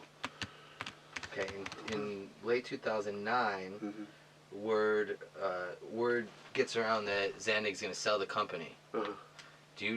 Were you up to speed on that? Do you remember anybody calling you and telling you, "Hey, John's selling the company"? No, I didn't really care. You didn't care. Okay. Well, just whatever. Yeah. Well, you know he sold the company to DJ Hyde. Yeah. Who was a huge CZW mark. Mm-hmm. He used to stand in the front row at the shows in Delaware. It was probably front row when you went off the roof. Oh, really? I didn't even know that. You didn't know that. Did you ever met DJ Hyde before you retired? No. Mm-hmm. Okay, so you didn't know him. No, I knew who he was, but I didn't know he was around the shows or anything, no. Okay. So you don't have any memories of a younger DJ Hyde then? Mm-mm. So we still can't explain what happened to him, I guess, over the years. Okay. 10 years go by, almost 10 full years. Mm-hmm. You know, again, there's all those rumors. There was the thing with Germany, and you know, I guess a couple of close calls. Acid Fest, you considered a couple things, but nothing ever materialized. There was one other time in 2008. I was really, really considering coming back under a new gimmick. It was going to be a martial arts based character, and for starters, at least under a hood, loosely a continuation of Hayabusa, his character, but much more martial arts. And that I'm not sure if you know, but I actually went to China for a while and was studying kung fu. Top of a mountain at the Shaolin Temple Secular Disciples Union. That's the name of the school in Dongfeng. That's the name of the town. Dozens of kung fu schools there. I just went there with the small suitcase and had a friend tell me how to go about it, and found a place and told him I want to train, and trained, and it was brutal. It was 8 hours a day. I was learning kung fu, and that was going to be the first step, honestly, toward coming back. I wasn't going to come back to CZW. In the States, I was interested in seeing if I could get work with Ring of Honor, and I was primarily interested in like Noah, or a company in Japan. But like I say, didn't want to do the bloody stuff. I was going to see if I could get some work, you know, more high flying. After that, I was going to do a little bit of gymnastics, and like I say, just create a new character, and people would know it's me eventually. But it was something I was seriously considering, and spent a lot of time thinking when I was training in the kung fu, and came to realize that like I can't pursue both film and wrestling because it takes so much of me, and just remembering how much of my time it takes. But that's the closest I came to, you know, seriously coming back. And I wasn't going to come back unless I was going to be, you know, better than I was before I left. And so Okay, before you had retired, a young kid in the crowd started dressing like you. yeah. Rory Gulak, who would later become Little Mondo. What do you remember about meeting him the first time? It was, you know, it was endearing. Here's this kid dressing up. It was kind of funny. And but yeah, he would hang around and chat after every single show, chat and chat and chat, and you know, he'd email me whatever, and I would kind of give him advice or whatever. But I actually told him, he was one of the people that I told before I was going to quit. Actually, he was one of the few people that I told, and I trusted him. You know, he was a cool kid, and but I have to say I was pretty shocked when he debuted in CZW. I knew he was training, but I didn't know he was going to wrestle under that gimmick. I had no idea. Would you have given him the go-ahead?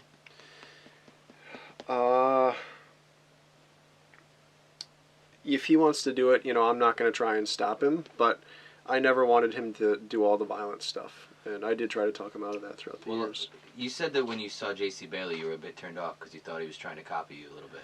Same look. Yeah. With Rory, it wasn't off-putting because it was so much his identity, and it was when he was training I came to realize, like, everybody calls him Little Mondo, and so I thought it would be a fun tribute thing for him because he's wrestling as Little Mondo, and so, you know, I thought it would be fun. I thought it would be funny. I thought he'd do it for a short while, but I was really relieved that he wasn't doing the death matches right off the bat. And he started getting into them, and I told him I'm not okay with this, and I don't want you to be doing this. And eventually I told him, don't even send me your stuff. Like, I don't want to see it. And you know, I said, because I care about you, and I don't like you mimicking me and, you know, getting injured. So how you talked about how much you enjoyed it, you know, the positive parts. You know, you got the rush and you felt a sense of accomplishment, and that's a small part of it, though, but of all things. But yeah. Okay. Yeah, they're definitely parts. Do you feel, you know, because you were pretty outspoken about it afterwards, and even, you know, recently, you know, in other interviews you've done, you've talked about how, or at least you've tried to discourage people from doing what you did. Mm-hmm. Do you feel at all? I don't know, does it feel like hypocritical at all for you to say that, or do you feel like since you've been through it, you can tell people this is not something good to do? Well, put it this way, I would never blame Sabu for the scars that I carry, you know. Yeah. But we have the ability to influence people by what we do, and I have to take some responsibility for that. And so,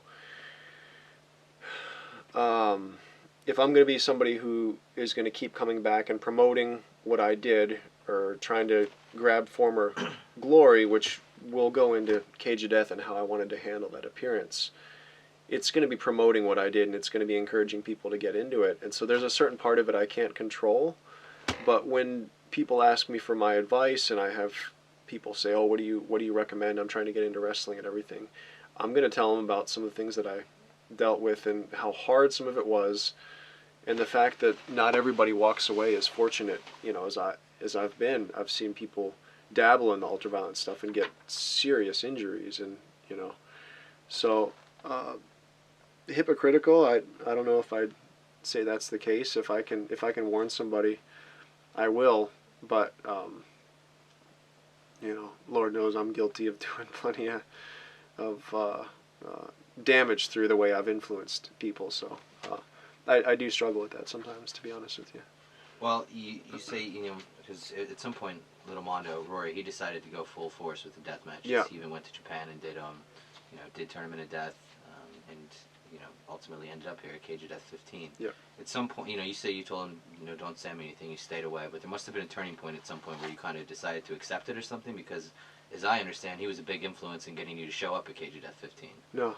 He wasn't? No. Okay, so tell us how that came about. Not at all. He emailed me, and he knows that I don't like hearing about it when he's going to do something violent. And to be honest, I haven't seen a majority of his matches. It wasn't the night before the actual Cage of Death match, he and I sat down and watched some stuff because I didn't even know everybody in the main event. I was like, I need to know who's who before we get there. And I saw a lot of his stuff that I hadn't seen before. But he knows better than this. But he emailed me maybe 3 weeks or a month before Cage of Death, and he said, in passing, I'm going to take the Weed Whacker 2 times. And he's like, gotta top you somehow, LOL, something like that. And I wrote him back, and like, are you serious, Roy? Like, you're going to do this? And he's like, yeah, man. And I wrote him a long email, and I just said, you got to understand, like, it's not going to be the same response. I was like, isn't there even somebody who took 2 simultaneous Weed Whackers? DJ. Yeah, I said, I think it's DJ, but I don't even remember. And I said, that's unfortunately, it's kind of been forgotten. You can't get the same shock value again, that already happened. But I said, you need to outsmart the fans somehow.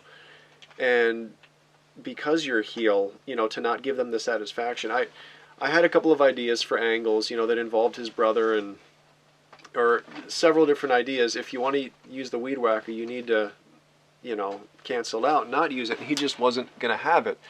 But like I say, I was trying to talk him out of it, and he wouldn't listen to me. And finally, he kind of,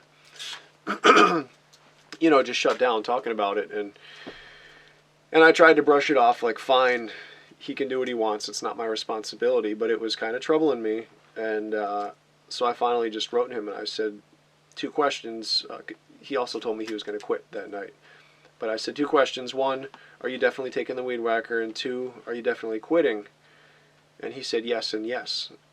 And I said, okay, well, I want to talk to you about something. I have a different idea.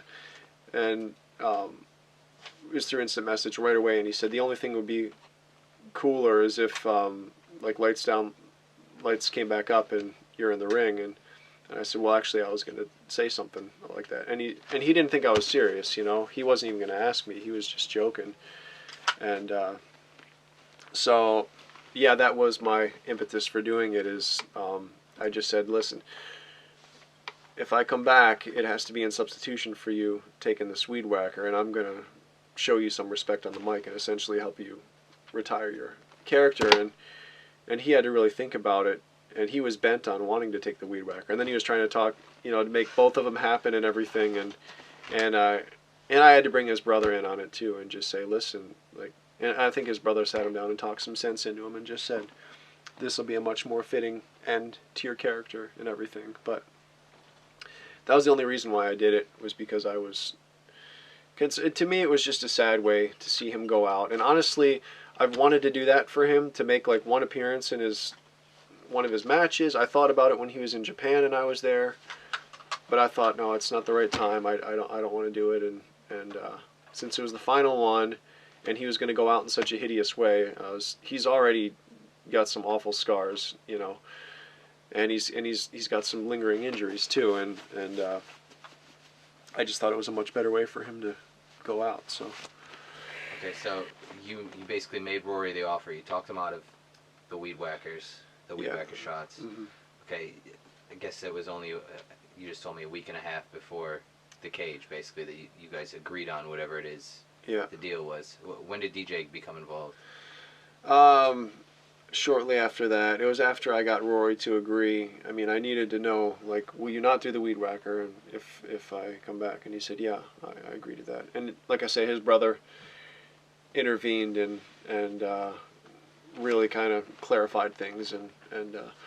But I called DJ and I said, you know, I have a connection at United Airlines. I was going to come back for Christmas from Japan, and I said I might be able to bump it up 2 weeks for Cage of Death, and I said I'm interested in coming in. You know, I'd need a flight, my connecting flight, but that's all I want. And he said, yeah, I'm very interested. And DJ just said, whatever you want to do, like we're down with it, you know. And so, yeah, we put it together. There were a lot of ideas thrown out there when I showed up. They left the door wide open for me to do whatever I wanted. And I really wanted to keep it simple because whatever happened, I didn't want the night to be remembered for anything big that I did as far as like a big bump or whatever. They needed me to be part of the match. That was like the stipulation. Like they needed me to, even if they wanted me to do the full match or maybe half the match or whatever. And I said, I'm in good physical shape, but that's different than being in good ring shape. And I'm like, the chances of me like really screwing something up, I'm like, there's no way I'm doing that. And besides, I'm not fully returning. I'm here to interact with Rory, but they needed me in the match because Necro couldn't show. And so, yeah, I basically did the bare minimum to help the faces win.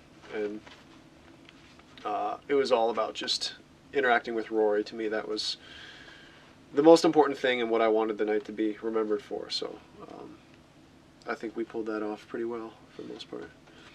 Okay, well, like DJ loves to talk. He's not very good at keeping a secret, but yet still the night of Cage of Death, I know a lot of people had no idea you were going to be there until they walked into the locker room and saw you there. Yeah.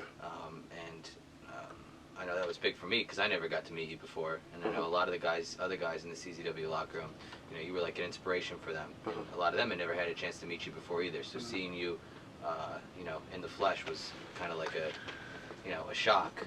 What do you remember about, you know, actually being there backstage? You know, what were some of the feelings you were having? You know, now that it was a reality, you were here and you hadn't, you know, you didn't walk out yet, but it was coming. You know, what kind of emotions were you feeling? It was unusual. It felt closer than I expected it to. It felt more familiar than I expected it to. Like I clicked back into it, you know, easier than I thought I would. But at the same time, as you know, a lot of things have changed in CZW, and I could see that and I could gather that in so many different faces and everything. So, you know, nerves were there, but there are always nerves before I perform. And, you know, I was really grateful that I could do that for Rory. I wanted it to go over well with the fans, and honestly, I really didn't want to tarnish anything I had done in the past. That was a big concern of mine. Even though I decided to leave that behind, it's just like I don't want to come back and do something stupid. And, you know, it's just like I'm happy with what I did, and I don't want to mess with it. And so I want to keep it simple, what I do. Hopefully leave the fans happy, and it's a tough crowd. And it did feel like a gamble to me, honestly. I was like, I don't know how well this is or isn't going to go over. They might crap on it. They might get mad that I showed up and that I didn't really do anything, and I was taking a risk. But at the same time, if I'm coming back to help Rory get out of this, and if I'm talking about taking the weed whacker, it's going to be really, as you say, hypocritical if I come back and I do a big bump and I, you know, something like that. And, you know, whatever, I helped knock Tremont off the scaffold, but like I say, it was part of the deal. Like I understand DJ has some needs, and these guys have been building this match for a year or so, and I can't just skate in there and do whatever I want, and it's obviously going to leave a lasting impression, and so I need to kind of respect what these guys need to do. So believe it or not, it was a really complicated situation, and then all these ideas started coming in and everything, but I was very glad that generally they just deferred to what I said I'd like to do, and glad it went over pretty well too. And like I said, I think it's a much better exit for Rory. How about hearing the music play and then you actually walk through and you get that reaction? Yeah. Did it take you back? Did you have flashbacks? Sure. Yeah, and it's very, very strange feeling doing my little portion in the match and then it's over. I guess it all came back. I'm used to being so beat up at the end of every match. And so it's a really strange feeling, like coming out and that's all I do and then it's over. But it was also a big relief too. I'm like, well, that's nice. I'm glad I didn't come back and beat myself up. But sure, it was a good feeling though. Yeah, that was fun. You had a chance to watch it back at all? I only watched it one time actually. Somebody had posted it online, and then it was taken down right away. But I watched it, and I guess I'm funny like that. I don't like to watch my stuff a ton, and I just kind of wanted to see it one time, and that was it. So it was, it was a nice experience for me, and I really enjoyed it, and I was glad that it went over, and I didn't want to watch it and start wishing I did things different or it went different or whatever, and so I just kind of wanted to enjoy it and stuff it aside, and so. As I mentioned a couple minutes ago, a lot of those guys in the locker room, they, again, you were an inspiration for them. They looked up to you, especially a guy who you just mentioned, Matt Tremont, who you knocked off the top there. Yeah. Have you gotten to see any of his work? I know that you said you watched a little bit at Rory's house before Cage of Death to kind of get familiar with the guys. Did you get a chance to really grasp any of what Tremont's about? Yeah, it was just the night before the show. I watched a bunch of it with Rory, and I am kind of concerned about the guy. And Rory's told me about, they've had to tell him to back off a little bit because he's really getting hurt in some of these shows, and so yeah, I do have some concerns for Tremont, but he's very effective with his character, and I'm impressed with him. I said to him the backstage, I said, you're kind of like the Rhino of CZW, aren't you? And I think he liked that. So he's also been compared a lot to Nick Gage, like a young sure, Nick Gage. I could see that. Yeah, I could see that. And Lucky, incredible athlete. I saw some of the stuff he does, and Devin Moore, and I'm familiar with Danny. Danny's really good at putting matches together, and so yeah, I know some of the guys and what they do. But again, I haven't watched CZW in a long time. Right. So. Well, you got to catch up with Danny Havoc, I think, and Devin Moore, Yeah. and I don't know, some other guys, maybe Drake. Yeah. In Japan. Yeah. Not Devin, but yeah, Drake and okay. Danny. Yeah. Mm-hmm. How did that come about? Well, Rory was on a tour with them, and I had met up with him in Japan before, and had actually avoided going to the BJW shows just because, honestly, I don't want to get sucked back into that. Right. And those guys are so kind and so inviting, and I just don't want to start thinking that way. And it's a strange feeling, honestly, to get back into that environment for me. It's a really strange feeling. But I mentioned I'm working on a film project, and I'm interested in using some of the BJW guys in that, and so I've been reconnecting with them, and so I went to a show that Rory was on, and I met Drake for the first time, and I had already met Danny, but then I went to another one, and so I've hung out with those guys a couple of times when they come through Japan, and it's a lot of fun. But yeah, Drake and Danny and Rory, they're the only ones that I met up with in Japan. Okay. And through your relationship with Rory, you've also gotten to know Drew Gulak pretty well.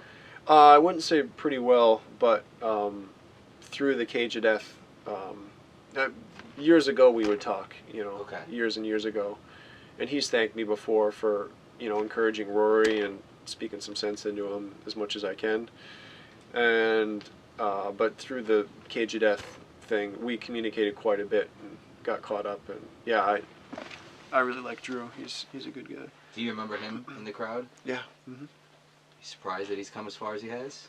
I am. It's trippy, but that's how it goes, We were all in the ECW crowd, and, it's how it goes. I just want to ask you just a couple of random questions here, and then we'll talk about your movies and then wrap it up, okay? Mm-hmm.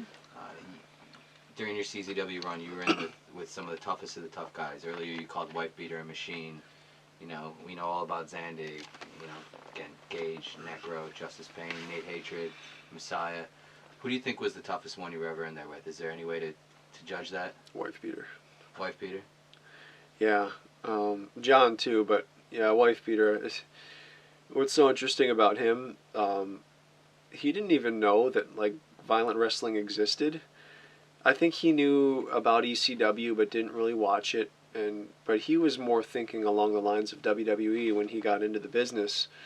And John found him early on, and he wasn't even planning on doing any of this violent stuff, and just got involved in it, and it's just unbelievable to me. You know, he's not somebody who's pursuing it, but he's just kind of like, yeah, I'll go along with this, and the amount of punishment that he took was just frightening to me. You know, he doesn't really sell that much, but I can say with his character, it actually kind of worked in the ring. I've been working him before and throwing kicks at him, the head, and he doesn't really sell. He just kind of like takes it. And one time, you know, I was like, this doesn't look good, and so I decided to really throw a kick, like to get a reaction out of him. And he still didn't. He still just took it, and like I threw another one really hard, and he still just took it, and it was kind of sickening to me, and it's just like, oh my gosh. So yeah, he's got to be the toughest guy I think I've ever seen, a wife beater, and I mean, of course, Necro and Zandig too. Zandig's a scary guy. Let me tell you, he's a scary man. But personally, I'd have to say wife beater is the toughest I've seen. Okay, and, you know, since you left the deathmatch world so many years ago, it's evolved in a lot of ways. Kind of, you know, everybody's trying to, I guess in a lot of ways, kind of like be the new Mondo, do the next big thing. I refereed a match in Alabama 3 years ago at a tournament called the Carnage Cup, where two guys pulled out X-Acto knives. Do you remember hearing about this? No. Okay, well, the two guys pulled out X-Acto knives and one stabbed the other guy in the match. That was like their big spot. What, in the stomach or? In the arm, like a big Yeah. puncture. And I remember it caught a lot of people off guard, and it was kind of controversial. Is there a line? What's the line in deathmatch wrestling? Is that over the line? Is that innovative? We crossed the line back when I was in CCW. I mean, it was too far, and there was just you know, it's just like a bunch of kids playing with no parents telling them what to do. Honestly, we crossed the line, and like I said, you know, Steven DeAngelis, like he could have gotten so much more out of what we were doing. So I think we went too far, and like I say, it's something I kind of struggle with, is just that was the mentality. Well, ECW was extreme, we need to top them. So now we've got another generation trying to top what we did, and it's like, if you top what we did, what's it going to do to your body? So yeah, I do think it gets pretty ridiculous, and you need to wake up eventually and just say, this is something fun to do for a while when you're a young guy, but to continue on for all these years, you're going to absolutely destroy your life, you know.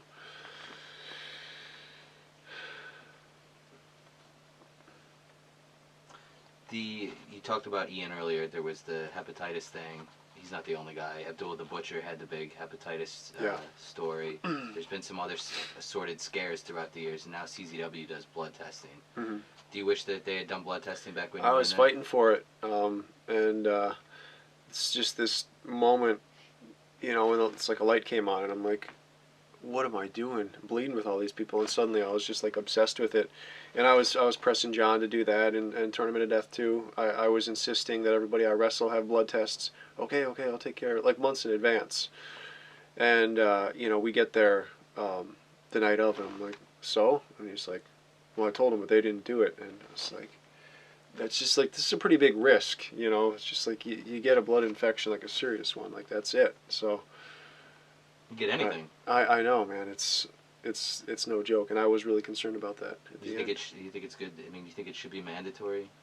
Absolutely, yeah. I got tested again about a week after Tournament of Death 2, and I had lost so much blood at that event that they hooked up the needle, and nothing would come out. And this lady was like, she goes, "Sweetie, what's wrong with you?" And I said, "Well, I had a sporting injury about a week ago, I lost some blood. And she goes, no, you would have had to lose a lot of blood. I'm like, well, that's the thing, I kind of did lose a lot of blood. She's like, no, I mean a lot of blood. And I thought about explaining it to her, and I was just like, I'm not even going to say anything. And we had to sit there for the longest time to even get enough blood to come out test. But then I had to wait like 6 months. It was a really thorough test. And to get the full results, like, it takes 6 months. And I was nervous, but it came back clean. I was like, oh, thank God. Okay.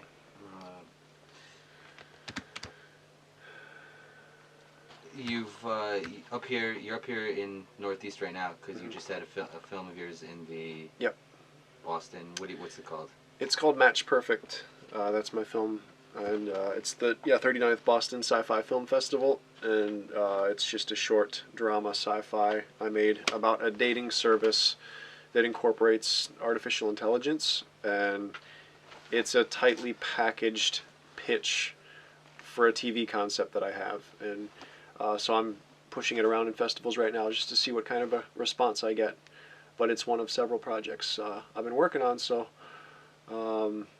yeah, I just drove here from Boston 5 hours in the midst of the festival, and I'm driving back tonight for an all-night marathon with a bunch of sci-fi nerds. Stay up all night and watch movies, but it's a lot of fun. Yeah. And you've been living in Japan for a while now. For 2 years, yeah. 2 years? Mm-hmm. What brought you to Japan? I got a filmmaking job following the earthquake and tsunami of 2011, and we would go up north and film documentary-type shorts related to the disaster and relief efforts. About a year into that, when I finished up with this company, a producer I was working with and I met 2 former Yakuza members who were doing volunteer work in the disaster area.